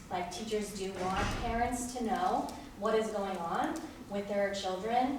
I am an educator, like I've had students, have panic attacks in my class, and I've always let parents know, I always want parents to be allies in the education of the child. But I think when it comes to, because the LGBTQ is something that is mentioned in Inherent Bill of Rights, it's kind of lumped in with other sort of mental health concerns, which I think is also problematic because it implies that if a student feels that they're not straight, that is similar to a mental health concern, which is not true. I don't think that a student coming out always implies that a student is struggling with their mental health. Often they go together because of oppression, bullying, all that other stuff, but not necessarily correlated. And I think the best way to know what is going on with your student is to create a positive relationship with your child, like every parent wants to do. That's the best way to know what is going on. It's not, even talking to the teacher is not the best way to know what is going on with your student. Obviously that's a valuable way to know, but teachers are not keeping secrets. If you don't know that your student is going through something, it's because that student is keeping that from you, right? Not the teacher. And that is sort of the student's constitutional right. All people have a right to privacy. They have a right to keep things to themselves, even from their parents. And that is protected in the Constitution. And I think that's important for them to have the right to do that. Thank you. Thank you. Any further comments? Okay, we'll now move to a presentation by Dr. Danielle Clark and Dr. Patricia Fernandez, or Patty Fernandez, for our behavior and discipline procedures in the classroom. Good evening. My name is Dr. Patricia Fernandez, and I have the pleasure of serving as the District's Director of Student Support Services. My colleague, Dr. Danielle Clark, Director of Special Education, and I are here to provide an overview of discipline and behavior in the Lakeside Union School District. As this slide has a name. Yeah, you guys are supposed to. Oh.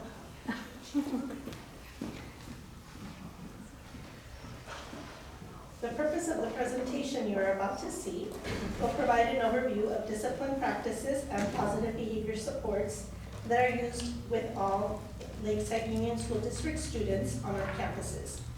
Our shared goal is to operate safe and supportive learning environments for all. And without further ado,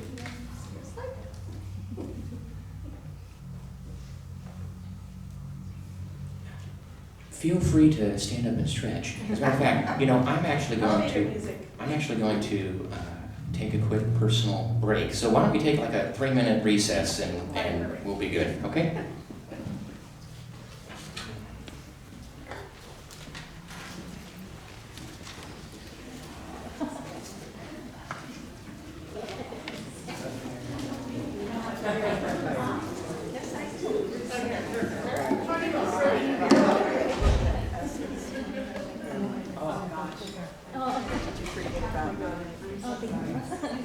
Okay, I'll ask you. You go on.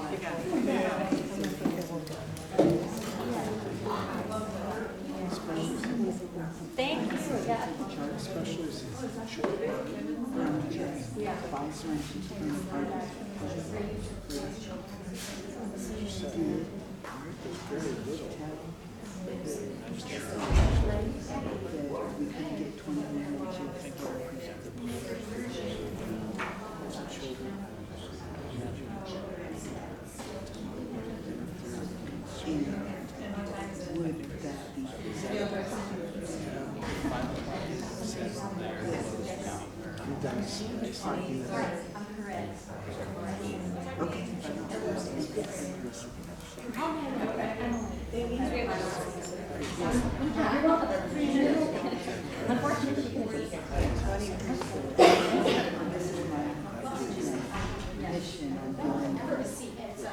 For 30 years, you have a preschool that served breakfast, lunch to our places.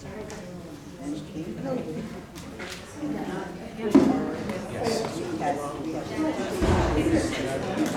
I told her to the teachers and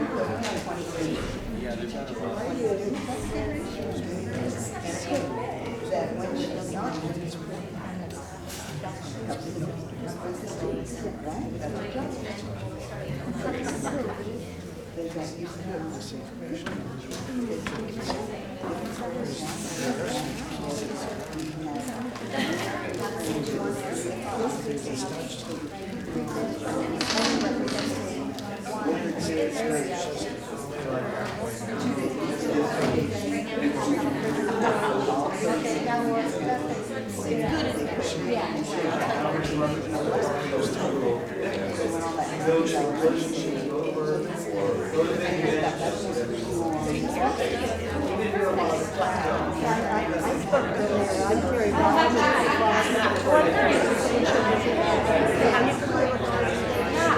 Emily.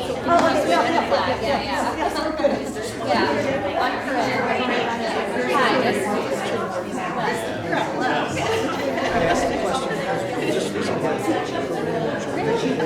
oh, wow. Looks like this. That's crazy. Yeah, there's not a lot of Corinnes out there. Yeah, my doppelganger. Yes. It's outside of the charter school, so the Yeah, tribe, will do. I mean, the tribe has to pay for it. If it was an option, I'm just looking at an option. I don't know what my people are gonna say. I'm presenting this, in front of my whole tribe because. Okay, I'm gonna bring us back to order here, folks. Okay. Okay, we will now have our overview. Fire away. So, as mentioned, the purpose of this presentation is to provide an overview of discipline practices and positive behavior supports used with all Lakeside Union School District students on our campuses. Our shared goal is to operate safe and supportive learning environments for all. Suspension, as defined by the California Department of Education, is the removal of a student from ongoing instruction in the classroom for the purpose of adjustment. There are 12 student misbehaviors that may lead to students in California to be suspended or recommended for expulsion under California Education Code 48900. When a student is suspended, it is reported as a school absence. The state of California's Education Code sets limits, as you see here, to student suspensions. So, for example, a student cannot be suspended for more than 5 consecutive days at a time.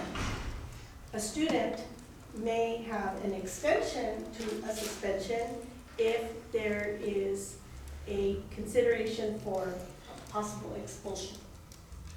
And no student can be suspended for more than 20 school days in one academic year. If a student moves, the new school district may choose to start at 0 again from the days of suspension, or count the days of suspension that the previous school district suspended the student for, but you cannot exceed 30 days in that academic year. And there are some special considerations for children who have disabilities. They are treated the same as general education students for the first 10 days of their suspension, but on the 11th day, they have to have access to educational services. So that's where student support services and special education work together so that we can make sure that the students' needs are being met. And if there is a pattern where the student is approaching 10 days of suspension, we would be holding a manifestation determination meeting that is facilitated by the special education, not program specialist, but case manager, with the family and the entire IEP team to discuss the patterns that are being seen. So this is all done to be proactive and as supportive as possible to our students' needs. It takes a lot of resource to make sure that we include everyone in meetings when we're discussing students' behaviors, and we always include the parents. So we see the parents as our partners.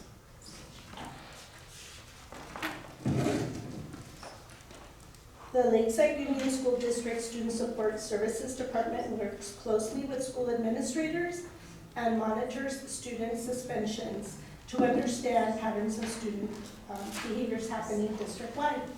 We take a look at our data regularly, and we have conversations with school staff to understand what sort of student behavior they're seeing. as needed, we're able to provide professional development for the staff.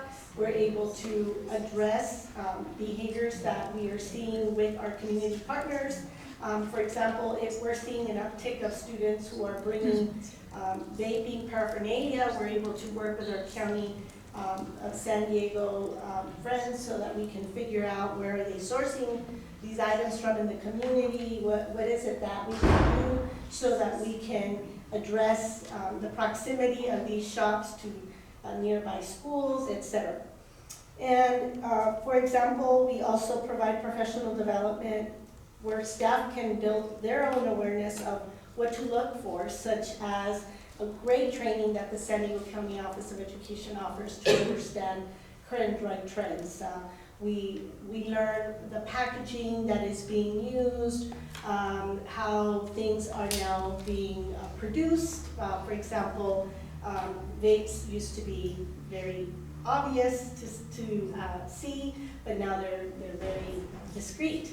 And so we want our staff to know what to look for, and our goal is always to keep parents informed as well. So we work very closely with our library, with our different school administrators to bring the information to our families as well. An example of a first offense that could lead a student to an automatic suspension or a possible recommendation for expulsion would be brandishing a knife, for example. Bringing a dangerous object to school may not necessarily yield an automatic suspension that leads to a recommendation for expulsion. But if, for example, the student brandished the knife, and by brandishing it describes as drawing or exhibiting the weapon in a threatening manner. So this would be an example of brandishing, right? I have a weapon in my hand and I am pointing it at someone and I'm wielding it, so I am brandishing the item or using it in a fight.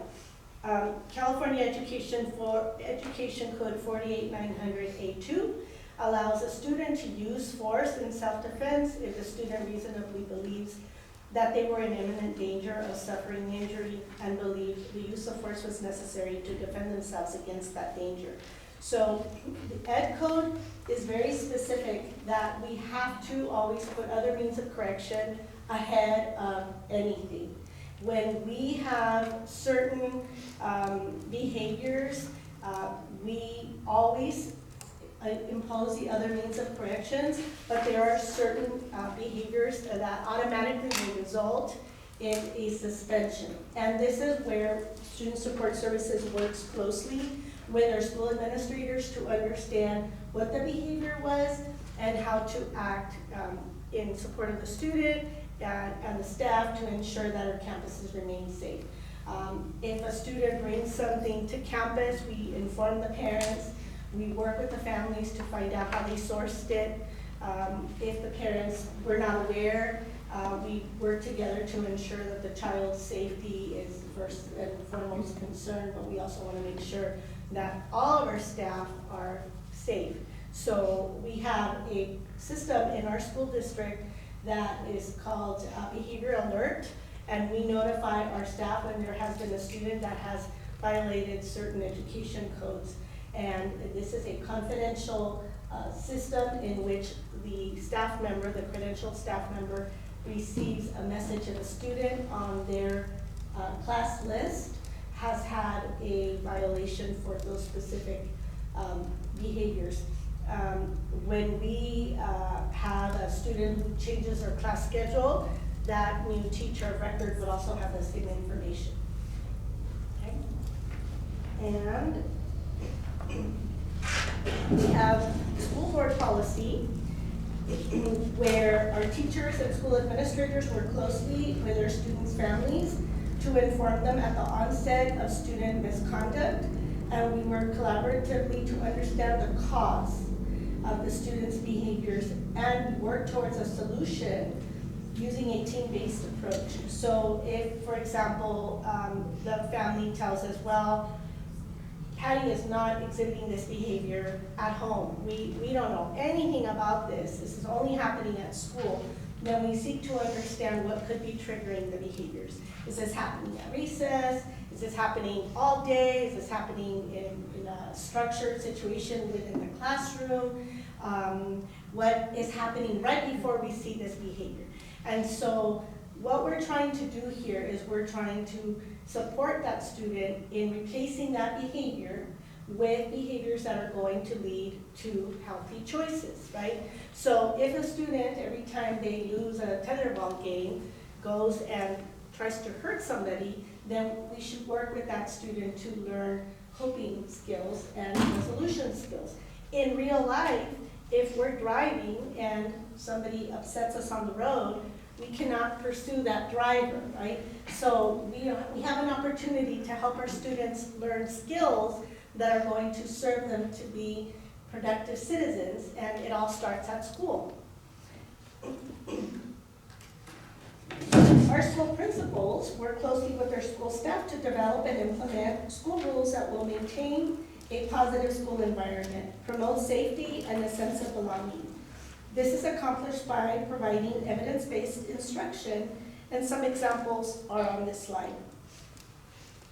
Additionally, several of our school campuses have identified student needs and have brought specialized programs to their campuses. For example, we use the California Healthy Kids Survey data to help us understand where our students and staff and families are seeing areas of need.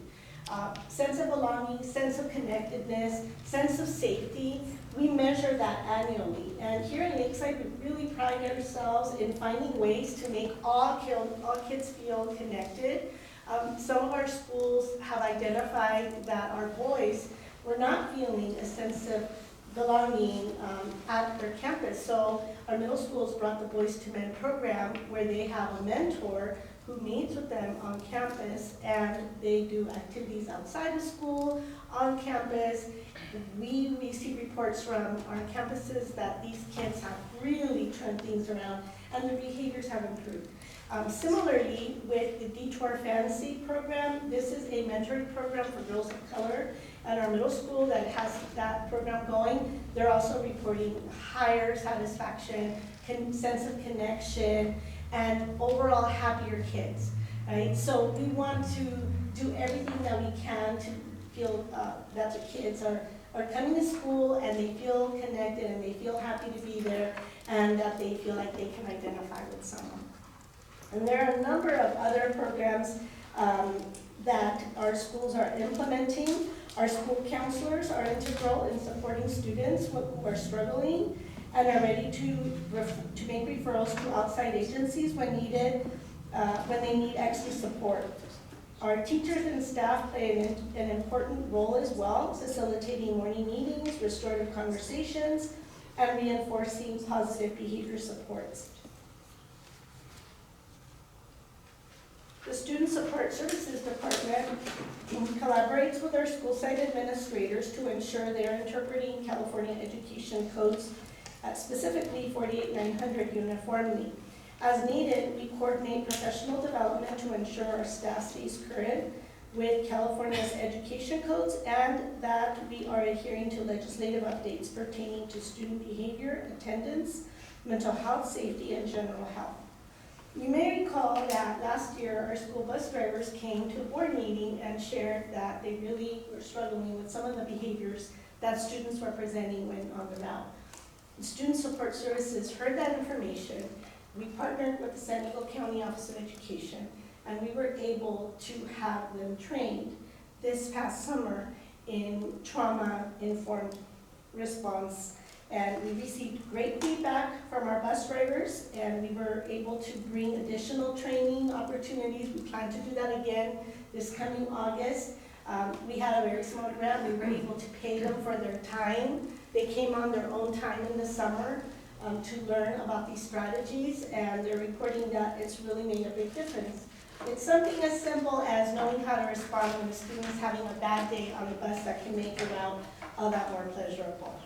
And so, in short, our department works very closely with all of our school administrators, most especially with our departments within the district office, to make sure that we're all communicating, supporting one another, and working collaboratively. I'm going to transition so that you can hear about the next piece from my colleague, Dr. Clark.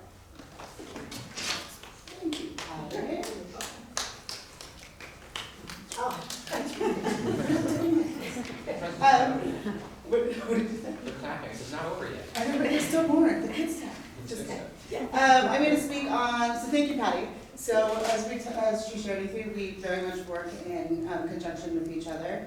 One important aspect is that Patty spoke on ed code and her role in terms of student support services and working collaboratively with the teams and really with the other means of correction and those proactive pieces. It really lends itself to then speaking on the proactive behavioral supports that we offer to all of our students in the district. So yes, I'm in special ed, but these things that I'm going to speak on are expectations that leadership has set and things that help us when we have to drill down to get to, working with some of our individual students that are having a tougher time. We know that we can expect that all of our school sites, all of our students are on school sites that are practicing PBIS principles. I gave an example of Lindo Park. I know a lot of you guys have been to that campus. So they're the Falcons and they soar. And so just one example of PBIS is SOAR stands for safety, own our actions, accepting differences, responsibility and respect.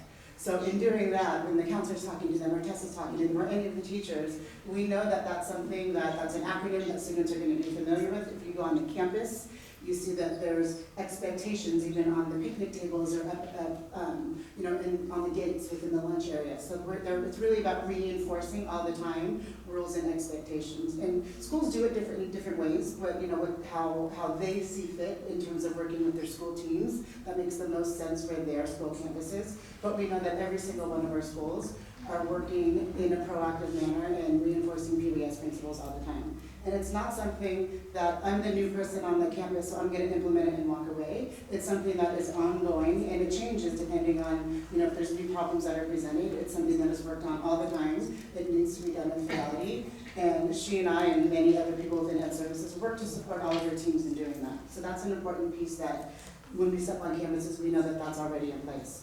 Another piece is we know that all of our principals have expectations for their teachers, that there's classroom management going on in the classrooms.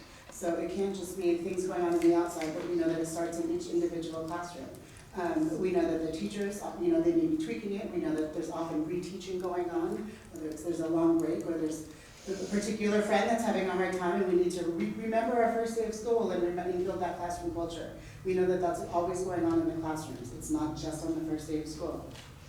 Another proactive piece that we are happy to know that our students are a part of are the social skills groups. And again, it may look different on different campuses. They may be utilizing different curriculum, but we know that our school counselors are involved in that at our elementary school sites. We know that with our partnership with Wellness Together, many of them are getting individual supports, but also social skills groups, so that's another layer.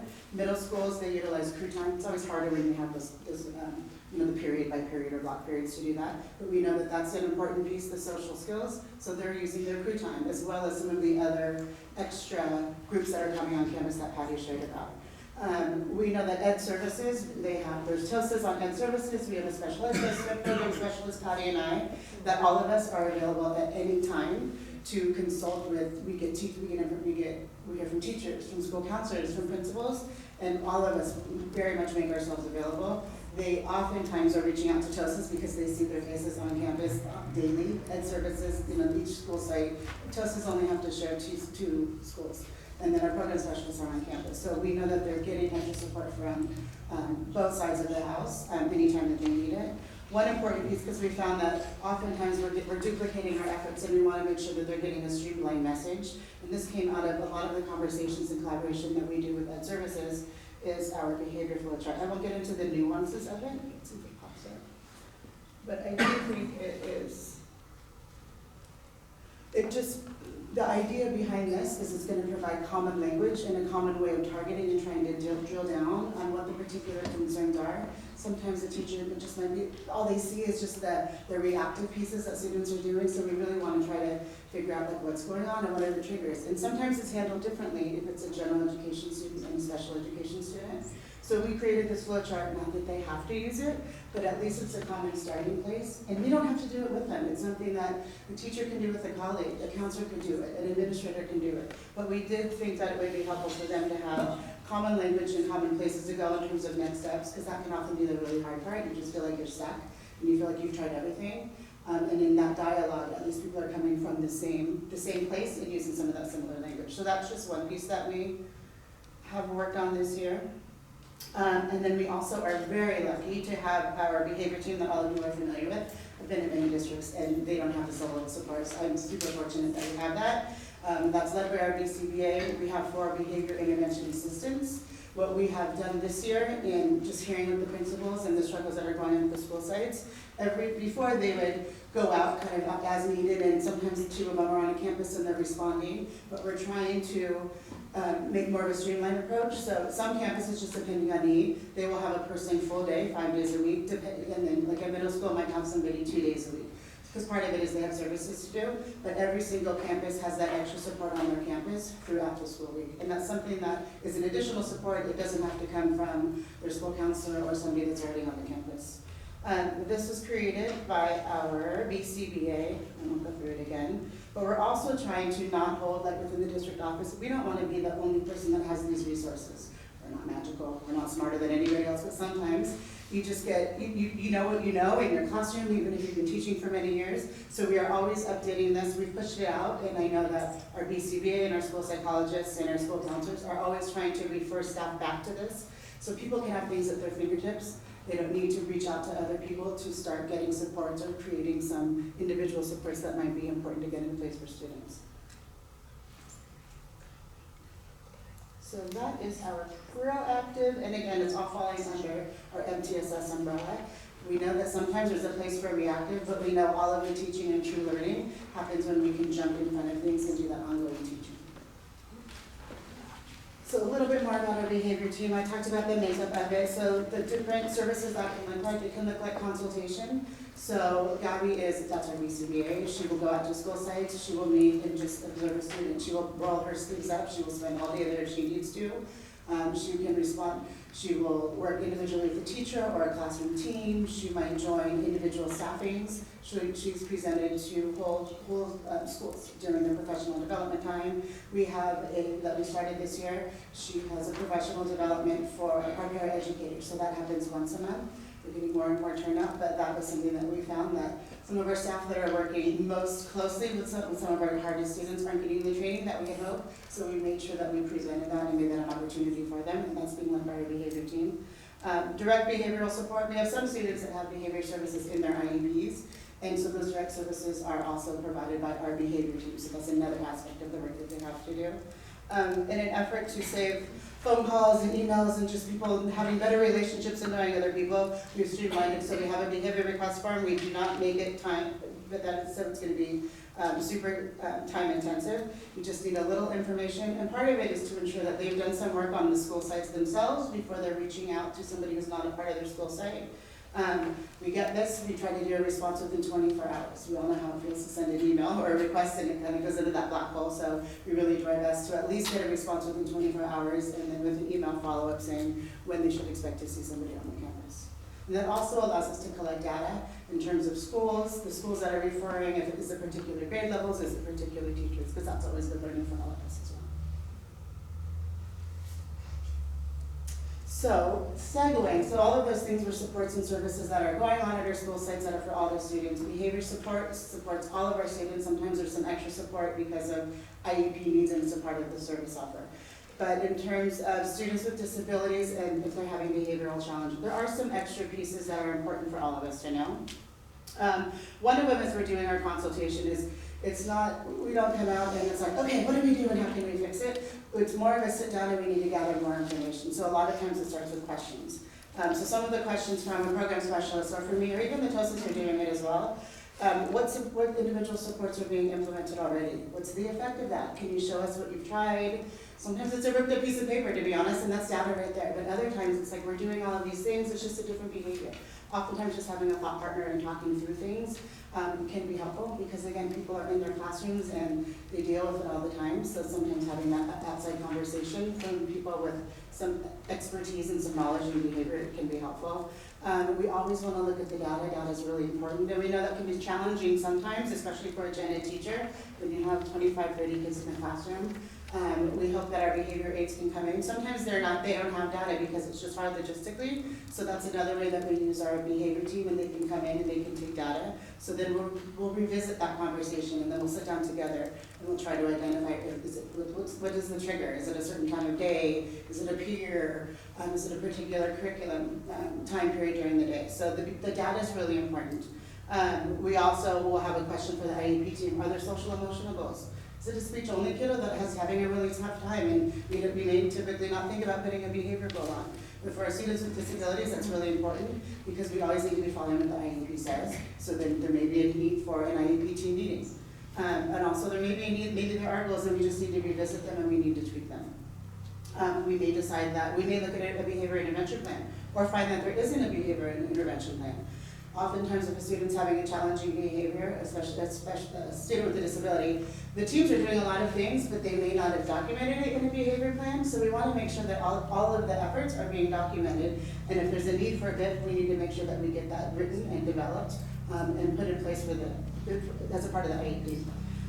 Has the behavior team been consulted? Sometimes they have and sometimes they haven't. If not, then we want to work with them on having the conversation. Is it an appropriate time now to have that conversation with the behavior teams? Is it manifestation determination needed? Patty touched on that a little bit.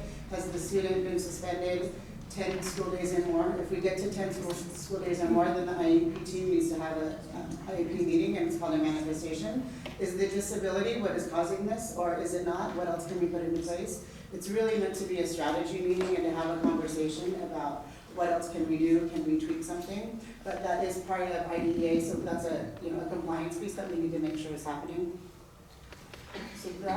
So then the other pieces for implications for students with disabilities, they're entitled to a level of due process that our general education students aren't. And that's a protection that's under IDEA. I talked about one aspect of it, which is the manifestation.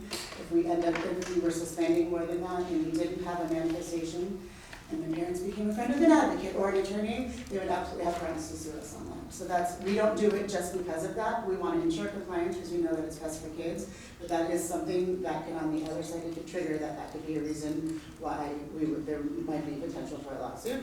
IEP teams, we have to follow LRE. So I just wanted to throw that in terms of placement. We've had conversations with teams that sometimes think the student, they finally qualify, and so where are they going to go? We hope that they don't have to go anywhere. We hope that we can implement services on their home school and within their campus. We don't need to necessarily give them everything all at once. We want to try little things, try to give them a level of support that's consistent, and that's consistent with what the IEP team says. And oftentimes, it may not be what some people feel is appropriate for the student, but in the end, we are mandated to offer a FAPE offer that relates to the least restrictive environment. So it's kind of it's like the continuum. We give them not as little, but we want to start off by providing this level of support, and then it may need to be revisited that we need to increase that level of support, maybe add in, maybe take something away. But what's always driving us, because that's a huge foundation of IEP's operate. Also, part of the IEP is if there's significant behaviors, because maybe something is new and it wasn't presented before, and it's a question that needs to always be answered every year during the IEP meeting. Does the student have behaviors, and are those behaviors impeding learning? A student could have a behavior, but maybe it's not impeding their learning or the learning of others in a really significant way, but we're just going to document that. Or maybe it is, and therefore there's a reason that we need to have a bit. Maybe just an IEP goal is enough. I know those are nuances, but those are the conversations and considerations that an IEP team should be discussing, especially if there's a student that is presenting with challenging behaviors. We can't forget that IEP teams have to have parent consent to do anything. I know sometimes the teams feel they've developed this really amazing IEP, and we have all of these supports and services, and a parent may not agree, but that's their right. Ultimately, anything within special education and IEP document, a parent has to agree to. And sometimes that can be tough, and sometimes teams are they just don't understand, but really sometimes the parents are nervous about it, or sometimes it's just so much and it's uncomfortable for them, or there's they just don't have an awareness of what all of these things are in the support. So it's our job in terms of the IEP team to really explain and to work with them to try to provide data to show that these supports are what the team feels are really appropriate for that student to support them. But in the end, the parents have to agree. There can be change of placements without parent agreement. They can have eligibility without parent agreement. And again, the IEP team, the IEP document is legally binding. Like, we have an obligation to follow the contract, which is an IEP document. So what does special education support look like from the district office? Talked a little bit about it and how we work really closely with our colleagues on the other side in ed services. But in terms of special ed, all of our teams have committed, we can't make them, everybody does different things, but all of our teams have committed to holding special education department meetings, if you will. For middle school, that tends to look more monthly. We have a couple schools that we meet every single week, 30 minutes to check in. We have other schools that it's every other week. So we are always available, we make ourselves available to whenever they need it collectively. We found it can be really good when we have one proactive conversation as a group, but oftentimes what happens much more frequently are those individual meetings with teachers. The program specialists for sure are on campuses every single day, every single week. They're in classrooms, they're talking to them, there's lots of staffings that they're invited to. Staffings are like problem-solving meetings, like what else can we do? We found that holding those staffings can be really proactive. Sometimes it leads to an IEP team meeting, and sometimes it doesn't. But program specialists and our education TOSA, our special education TOSA are always a part of that. And also our TOSA provides ongoing new teacher support, which we have found there's a lot of time that has been spent on classroom management systems and developing reinforcement systems. So she's an expert at that, so she's been really working hand in hand with our new teachers, as well as she works really closely with our BCBA. Often there's been new teachers that we've provided a substitute teacher, the two of them are in there with the teacher, planning, rolling up their sleeves, helping them to redesign some of their systems. And any of the folks in our special education office are willing to do that. And then we have our behavior support team, which I talked to you about, and again, it's based on referral. Sometimes the case may close, and then we reopen it again. But it's open to all students, not just students with disabilities. So in summary, I think I talked really fast. We just hope that you guys get the message out of our presentation, that we really work in collaboration, not just with the two of us, but ed services for sure, and I know we're under the ed services umbrella, but with the ed services TOSAs, Patty's one-woman show. I'm lucky to have a really rich, supportive team. But our goal really is to just do what we can, do whatever they need to support our principals and our school staff on their school sites. We know it's a tough time out there, so we want to try to make things easier for them. Sometimes it may not be what they want, but we really try to do it in a student-centered way, and also upholding to what we want for our students in Lakeside. Thank you. Now Yes, thank you. So, do you have any questions? Comment? Okay. One, thank you so much. One of the common questions I get all the time is, why does public school cost so much and private schools can do it so much cheaper? And I think the reality is that private schools don't do what the public school does, specifically for the community and for the students, because it's really easy for a private school to say, okay, you don't fit, move on. But you're kind of that backstop, not only for the kids, but I think for the community, for the parents, the last, sort of effort to say, okay, let's save these kids, let's reach out to these kids, let's get them back into, an environment where they can learn, they can grow. And I think it's just one of those things that we're happy to spend the money on. It is expensive, and it's a big part of our budget, but it takes a lot of people to make it happen. And it's just a real dedication, I can tell you. Thank you for the work you do. I have a couple questions that I'm hopeful you guys can help me with. And I want to explain kind of the overarching philosophy and where I'm coming from. Yes. And then, I don't want to talk about specific instances, but you can imagine I get approached all the time about specific cases and certain things. And I think one of the challenges I have, just philosophically speaking, I want you to be able to explain it to me, is sometimes you see in certain instances we favor one student over the other 30 in the classroom. Where, to the extent where there's a student who is throwing things, making constant threats, and to other students, making them uncomfortable, not safe, feeling safe in the classroom, I don't feel like that helps the 29 students. And then you have the one who were, for lack of a better term, bending over backwards to support, which I think is important, of course. How do we balance those scenarios, and how are we able to support those students? And like I say, I don't want to reference certain cases, but there have been cases where we we evacuate all of the other kids and we leave one there, and that's a huge disruption, and to the extent that kids aren't learning. So how can, basically what I'm saying is, that's kind of my overarching philosophy, kind of frustration as a board member, right? But then how can we as a board support the 1 and the 29 in a better way? And I'm not saying we're doing it bad. I'm saying, what can we do to do more? And what would you need from us on that? So that's one of the first things that I wanted to ask you about. I can address that. So, first off, everybody has the right to an education. Doesn't matter if I'm the quiet one, the noisy one, the one that has behavior needs, right? I'm gonna put myself in a teacher role because I have just that student that you were describing. When I had that sort of situation in my classroom, I had a community meeting with all my students, and I explained to them that we were all a community of learners, and we were all here for the same goal, to learn. And that there were going to be times when some of us were having a rough day, and some of us were having a great day, and we were all going to figure out how we could support one another, even on the rough days. So we did have, in fact, in one of my years as a teacher, a student who particularly had a hard time, and on occasion we had to take a little break so that our friend could pull it together, and with the help of others on campus who we had already had in place would assist when those situations happened. We would be able to give that student a moment to gather their thoughts, fix whatever had happened, and then come back together and have a restorative conversation over what just happened. We all have a role in making the kids feel welcome. And the student who exhibits that behavior, more often than not, they know that something just happened.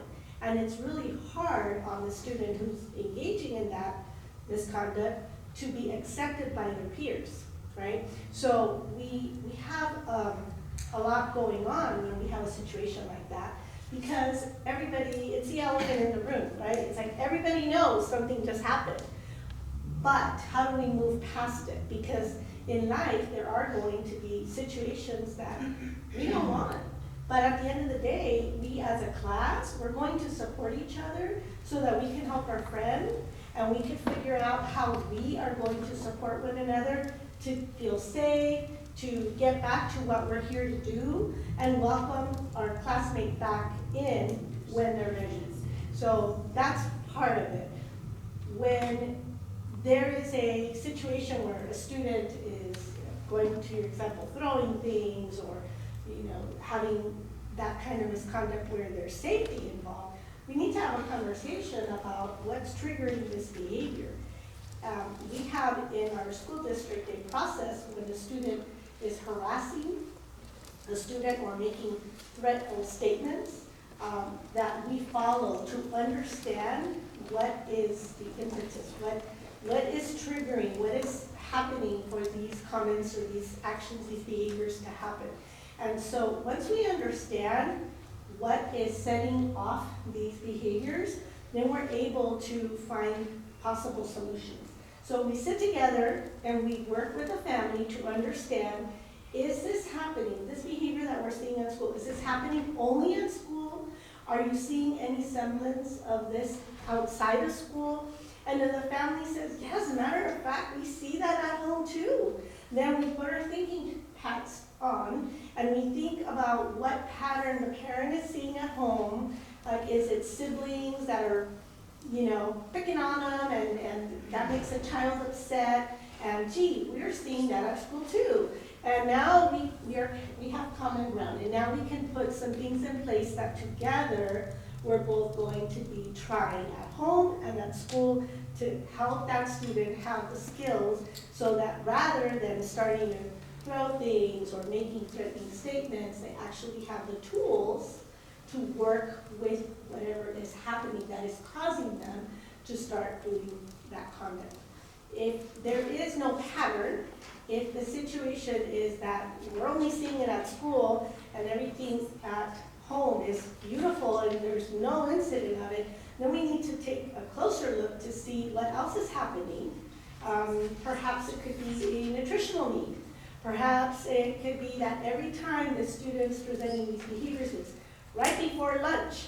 So can we have snacks or a stretch break, or what can we work into that portion of the day that right before things start getting more difficult, we can start putting in place to make it easier to get to that part of the day.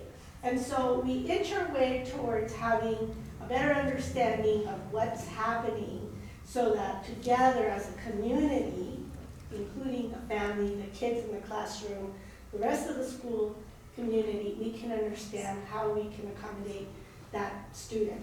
And no situation is ever alike with others. That's why it takes so much time to really sit down and really look at the data that we have, tracking, okay, what do the good days look like? Are they always bad days? No, certainly not. There's gonna be good days. So what happened on those really good days? What will we see? And parents are a huge part of this. Sometimes we have situations, where kids are having a really, really, really rough time at home. And school just doesn't know about it. So if there's communication between school and home, and we are understanding, all of a sudden, we have to move. That can cause a lot of stress on kids. So we have to have that two-way communication so that school can also be understanding of the changes that are experiencing, that the child is experiencing, and then we can be also more understanding. Some teachers have calm down corners. Some schools have wellness areas where kids can go and just have a moment, So there's lots and lots of ways in which our schools are currently addressing this. However, it's a fact, we all have a bad day. We all have our moments, our patches of time. So the sooner we're able to help our students and those affected by that student's behavior, the skills to cope, that they will be more resilient and we will be a far more accepting society because we all have a rough moment. But first and foremost, we need to have safe learning environments. So if safety is a concern, we gotta address that head on.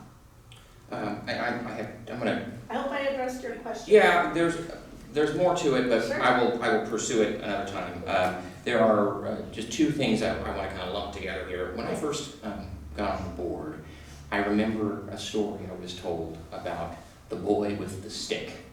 And the boy was a stick he would walk around with, and he would, brandish it around, right? And I think that this opens up a question for me, as you had mentioned in your presentation. Yes. How do we determine what a weapon is? So that's one thing. How do we determine a threat, right, and harassment? Because there's specific places in Ed Code that allow for us to punish behavior that's like that. So when do we make the determination it changes a tier? I think that's really important for me. And then the other part is, when do we when do we bring law enforcement in? When do we ask law enforcement to say, this threat is credible? Because there could be a scenario, and I'm not saying that this is always the case, but there could be a scenario where law enforcement may need to go to the house and talk to the parents. And what do we know from that? Because I think parents might feel better if they know that law enforcement have been helpful to us to understand the scenario. So that was a lot, but those are just kind of the key points that I wanted to mention. Feel free. Okay, so there was a lot of things in the I know, question. and I know that's why I try to lump it. Yes, I'm gonna try and, I wrote quickly, but I may not hit them all, but I'm gonna try and hit them quickly. When there's a threat, we have a threat assessment process. So we train staff, principals, school counselors, school psychologists to engage in an evidence-based threat assessment process where we look at a variety, we interview the student, we interview witnesses, we try to, essentially it's an investigation where we're trying to get to the bottom of what actually happened, because a lot of times there's what really happened and then what the story turned into later. So we try to get all of the evidence, we come to a conclusion, and then we determine whether the threat is transient, which essentially means that and that could be anything from I was mad and I said something I didn't really mean, to maybe I was kind of sort of thinking about it, but I didn't make a plan, I don't know what I'm actually going to do. So there's varying levels of transient, and then there's a substantive threat. And a substantive threat is a threat where I have made a threat, I have a plan, I know how I'm gonna execute it, maybe I have access to weapons. Those are the ones that we refer on to law enforcement. So that is when we call law enforcement, is after we've done our assessment and we've determined that it's a substantive threat and law enforcement needs to know about it. When does the tier change? And this also goes back to your original question. One of the things I say a lot is, in order to be an effective educator, you have to be comfortable living in the world of gray, because there's very little black and white in what we do. And it really just boils down to the circumstances of the situation. So what is the age of the student? Is the kiddo holding a stick a 5-year-old, or is the kiddo running around with a stick a 12-year-old? Two very different scenarios. So our job is to teach appropriate behavior, and that, you know, what's appropriate behavior for a 5-year-old is very different from what we would expect to be appropriate behavior from a 12-year-old. So that factors in, age always factors in. As public education, we are the bottom line for students. There really is no place else for them to go. So discipline does not change or teach appropriate behavior. Discipline removes the student from the learning environment and basically gives everyone a break or an opportunity to reset, but there is no learning of appropriate behavior that happens in the suspension or expulsion process. It's a punishment. We have to teach appropriate behavior or do all of those things that Patty was saying to seek to understand why the behavior is happening so that we can match an appropriate teaching response to the behavior. So it's very complicated and there really is no black and white. We address every situation independently and individually based on the circumstances. And I understand that sometimes for those other 26 students, it's frustrating. It's frustrating for them, it's frustrating for their family. We're frustrated because we want to be magical and snap our fingers and make behaviors better, right? We really do. No, it's a difficult, stressful situation for everyone to be in. However, I guess our philosophy is there is no place else. So if we kick a kiddo out of our schools, one, we have to be legally compliant in the way that we've done that, but then where is that student gonna go? What I say a lot is that student still lives in this community. They're still a Lakeside resident and they're gonna grow up in this community, they're gonna engage with other children in this community, they're gonna become adults in this community.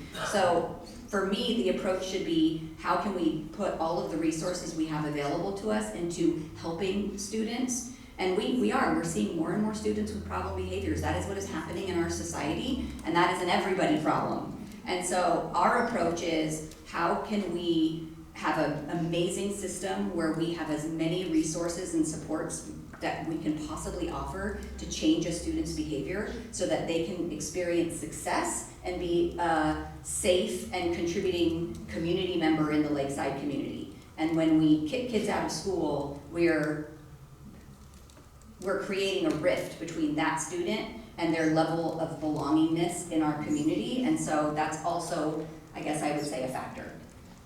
So that explains how the tiers change. And when we bring in law enforcement, I will tell you there's a lot of times when families want us to call law enforcement, and we call law enforcement, and their response is, if there is not an immediate emergency, we can't help you right now.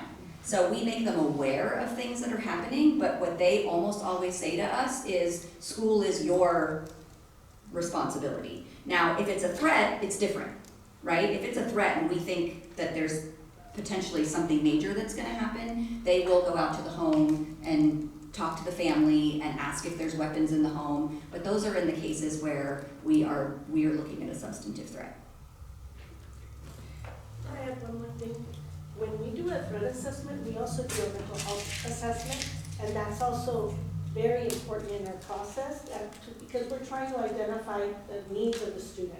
So I meant to add that earlier. And you need to know that mental health and threats, the guidance that we receive from the county is that the two go hand in hand, right? They have done research and they have found that people who make threats, that are credible threats, also present mental health needs of some sort. And so we work really hard to make sure that we're addressing that if we find evidence that there is a need for mental health support. Thank you. I do have further questions, but I will hold them for another time. Thank you for that. Okay, moving on, folks. We're going to our consent agenda. I need a motion to designate items to the consent agenda. Do I have a motion? I move that we designate the items on the consent agenda. Great. Is there a second? I'll second. Okay. All in favor? Aye. Okay. Are there any items that you'd like to pull? We need to pull 2.2. Okay. I want to pull 4.6, 5.2, 6.4. Any other items that you would like to pull? Did anybody pull 4.6? I did. Okay, hearing none then, I would like to entertain a motion to approve all items on the consent agenda with the exception of 2.2, 4.6, 5.2, and 6.4. Okay, I'll make the motion. To approve all those To items. approve all of them except for 2.2, 4.6, 5.2, and 6. Is there a second? I said. Great, all in favor? Aye. Okay, starting with 2.2. All right, 2.2, we need to make one adjustment. Originally, we were going to move back to the February 8th meeting. It is going to stay as the February 15th meeting. So that's the adjustment to the calendar on that. Excellent. Any discussion, questions, why that happened? I'm good. Okay. Wow, you're like, whoa, yeah, okay. I take that as a motion Yeah. to approve 2.2. Is that so? Yes, Mr. Bennett? Is that enough? Sorry. Will you introduce the motion to approve 2.2? I'll introduce the motion to approve 2.2. Excellent. Is there a second? Okay, all in favor? Aye. Keep my camera. I know it's good. That's good. He's all excited. That's good. Okay. Originally on the calendar. Okay, sorry. That's fine. 4.6, I pulled 4.6. I just wanted to thank everybody for the donations. We got 70 bicycles from Christian Brothers. I mean, what an awesome thing for us in the community. I know Gabe was very excited to do that for our Lindo Park students, so that's really cool. We got dinners for Lindo Park families. We've got a donation from the Republican Women of California and Lakeside. We got donations to TDS from the PTSA, so just grateful for all of our donors. Absolutely. Thank you. Okay, clap. Okay, is there a motion to approve 4.6? I move that we approve 4.6. I second. All in favor? Aye. Okay. 5.2, I wanted to just pull this and thank all of our principals for their hard work on our school accountability report cards. It takes a lot of work to do that, and that's data that the board really needs, so I wanted to just thank our staff for that. I'll move to approve 5.2. Is there a second? I'll second. All in favor?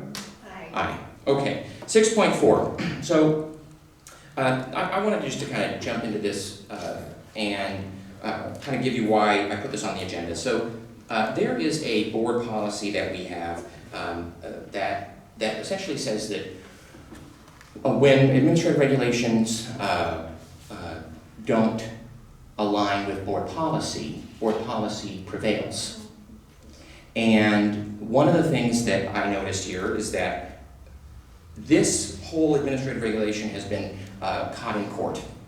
And we've seen lots of different results from it. And we've seen kind of the way that this has gone. In fact, the Escondido Union School District is the one that this case relates to in the Marbelli versus Olson case. And so in this instance, the board policy that we have is not in necessary alignment with the administrative regulation.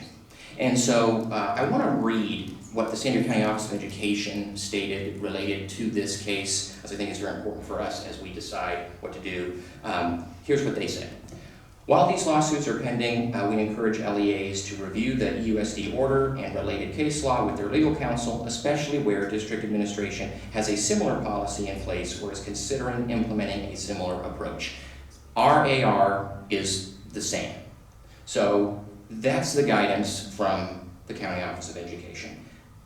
Further in the Escondido case, it was stated that the AR that Escondido has, which again mirrors ours, there's not found in state law, and the FAQs that are cited are not state law. And as a result, that's why the SDCOE is saying you need to review with your legal counsel if you're going to pursue this administrative regulation. So that's one part. The last part is I want to read the conclusion of the report from the judge in this case, and this was his conclusion at the end, and I think it's very important for us to consider this as we move forward. Here is what it said: the school's policy, i.e. the AR, is a trifecta of harm. It harms the child who needs parental guidance and possibly mental health intervention to determine if the incongruence is organic or whether it is the result of bullying, peer pressure, or a fleeting impulse. It harms parents by depriving them of the long-recognized 14th Amendment right to care, guide, and make health decisions for their children. And finally, it harms plaintiffs who are compelled to violate parents' rights by forcing plaintiffs to conceal information they feel is critical for the welfare of their students. Plaintiffs were teachers and employees of the district at that point. So, as a result of that, I am proposing that we cease enforcement of the administrative regulation until it can be in alignment with the board policy per our own board policy, which means it has to be in alignment with it. And we'll work with legal counsel to ensure that. So that's my proposal. I want to have the board speak to it, and then we'll go to a vote. So that's your motion. Well, if there's questions, then as it's my proposal, I'm happy to go into ideas and thoughts, and then I'll make a motion. Yeah, just a discussion item. I agree. I think the problem is that it's still in flux, and there's still a lot of questions about where this is going to land. And I think us, like you said, sort of pausing it for a little while, figuring out to make sure that it aligns with board policy is the right thing to do at this time, and then we'll figure out later how we craft policy to match law, which really isn't played out yet. We don't know where this is gonna go. So I agree with what you said. I mean, we need to make sure that our ARs are matching our board policies, and then, like I said, we'll figure out how we navigate through this, once we get some more legal advice on how this is gonna go. So. Any other thoughts? Okay, so I will make a motion to suspend enforcement of the AR 5145.3 until which time it is corresponding with board policy, and we will work with legal counsel to do that. Is there a second? I'll second. Any discussion? I'm going to do a roll call vote. Trustee Bennett? Aye. Trustee Onson? Trustee Casper? Vice President Overmoyer? Myself, aye. The motion passes. Okay, moving on to our discussion items. The enrollment report for month 4 is in our packets if you need that. Secondly, on the legislative updates. So, this is something that I really wanted to share with you all. I'm very excited. We're going to have this on every month.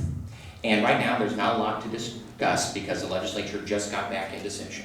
But this would be the time for us as a board to discuss if there's a bill that we have questions about and we want to take a position on, if there's a budget question related to what the state's doing that we want to ask about, if there's a letter that we want to draft that goes to the county, maybe there's some ordinance relating to marijuana or whatever. This is our time to discuss those things and then talk about action, potential action. So I just wanted to throw it on here. Short this month, not a lot on there, but there will be, because they're going to introduce 3,000 bills by the end of next week. So anyway, so there we go. We have that. Okay, first readings, board policy 0410, non-discrimination in district programs and activities. This is our first reading, so it will come back. I do have some questions and things on it before it comes back, so I do want to have that conversation with staff. Are there any other thoughts on it before it comes back to us for another reading? No? Okay. Board policy in AR 6159.2, non-public, non-sectarian school and agency services. Any questions on that? No? Okay. Board policy and administrative regulations 6174, education for English learners. Any edits on that? Questions? Okay. And second reading and adoption, board policy in AR 5144.1, suspension and expulsion / due process. Did you guys have any thoughts on that? No, we had pulled that one because we wanted to look at Mhm. part of it that was questioned, Yep. but we are within the Yes. exact rights of it. Yes, thank you for that reminder. That, just for the public's application, for those who were here last month, there was a trustee in Chula Vista who tried to tell us that our policy was wrong. They were actually incorrect. We were correct. And I have no problem telling them that because their intent was to try to come and stir up trouble with us. Anyway, we were right, and I trust our staff. Thank you for your hard work. Okay, moving right along, reports to the board. Oh, we need to adopt it. Thank you. We need to adopt it. Okay, do I have a motion to approve BP and AR 5144.1? I move that we approve Board Policy Administrative Regulation 5144.1. Is there a second? All in favor? Aye. Okay, reports to the board. I don't see any of our labor partners here. We're doing our marathon meeting tonight, so. Okay, District Superintendent Lisa Davis, fire away. All right, I have a couple of things. Just as a reminder and to let the board know that this is the time of year, when we were talking, as Laura said, halfway through the year. This is actually the time of year when we're looking at next year's budget and next year's staffing and enrollment. So we're starting those preliminary projections and now keeping our thumb on our enrollment numbers and where we may be at for next year. So that was just a reminder. I want to thank, today it was mentioned that we had the flip the switch for the solar project and stuff. I just want to thank the DO staff. Rachel Camarero kind of organized district office staff students, and they brought them here, and it was really cute to see the kids get all excited about that and everything. I also want to shout out to the business office staff. Tonight we had on our agenda our audit report. We had no findings in that audit report. There were also no findings in River Valley Charter School or Verona, and I just want to make mention, I don't think a lot of people know, both the HR department and the business office staff support and do all of their financials in their HR. So not only do we do our own districts, we also do theirs, and there were no findings in any of those two audits either. So huge shout out to our staff for doing a job well done. And we hired a lead mechanic. They will start, I think, the 1st of February. And super excited about that because this person, the skill set of this person is going to enable our staff to not only do a lot of the bus repairs in-house, but also our white fleet too. So hopefully we won't have to contract out so much for our white fleet repairs and servicing of the vehicles. And maintenance and operations, so excited about this. Bids are gonna be going out for the tech building the next couple weeks, and once that all comes back and we select a contractor, we are gonna be off to the races with getting that tech building installed, built, and the tech department will actually have a nice building that they will have all their stuff in. The ESS buildings, through the ELOP dollars that we're getting, Jared's able to purchase this year 2 ESS buildings. One's gonna be at Lakeside Farms, one's going to be at Lakeview. And so that's much needed. Those old portables are pretty old. And that'll enable him to have a nice space for the before and after care programs. And then the winter garden kinder classrooms, it's a really old portable. We're taking the last portable that's has been stored up at the Dream Academy or Winter Gardens, and that's going to be used and retrofitted for that classroom. And then last but not least, TBS will also be getting security fencing, so we're looking at redoing that whole front to make it a more secure campus. And then we were told by the fire marshal that the back fencing, where it's the preserve and stuff, it needs to be a higher fence for security purposes. So that's gonna be an expensive project, but it's needed. So that's all planned on happening over the summer. So Todd's gonna be busy, Climate Tech's finishing, and he's right back to busting out more projects and getting the district, so it's my report. Excellent. Dr. Winspear. Okay, well, you guys did my LCAP advertising for me, so I'm going to skip that section of my report. Thank you so much. I think the short story is we want the community to give us input so we can write an awesome 3-year plan. We also have district-wide PD Day coming up next Friday.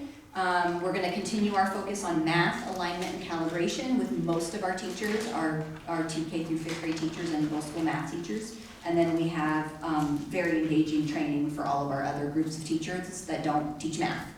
I mentioned last month that we were awarded, again this year, the K-12 Strong Workforce Partnership Grant. So I'm circling back to let you know the amount of that award was $54,000.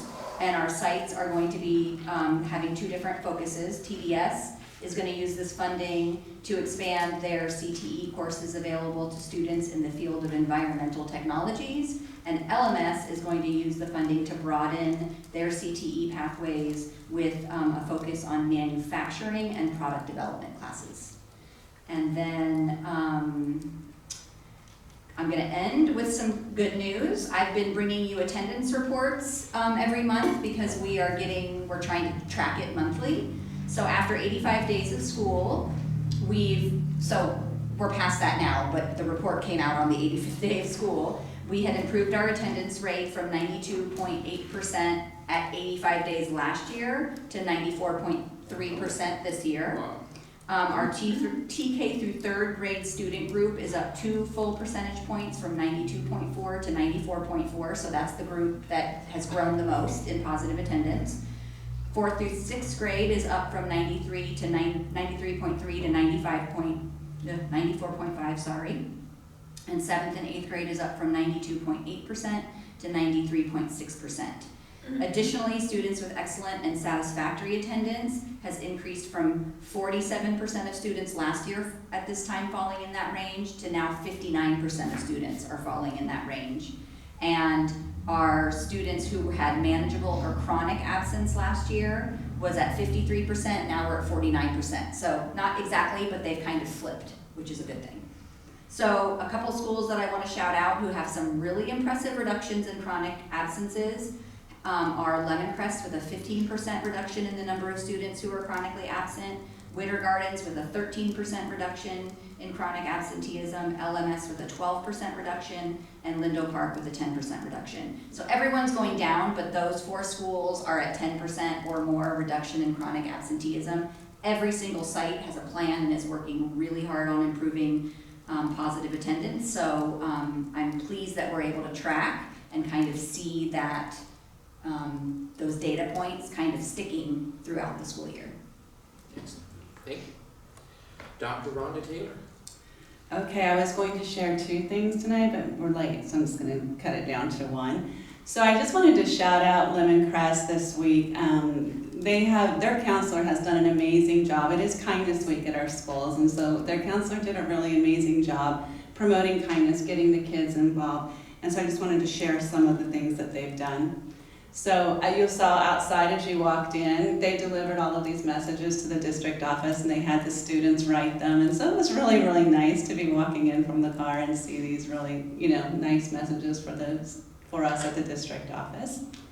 And then so their counselor, Kelsey Sutton, she set up, several activities for them. And then today, we had the Sheriff's Department and the CHP come out to Lemoncrest and they brought all of their toys and they had some cool stuff out there. So the kids got to try on the bulletproof vests and things like that. They had the quad runners out there. They had a big Jeep out there.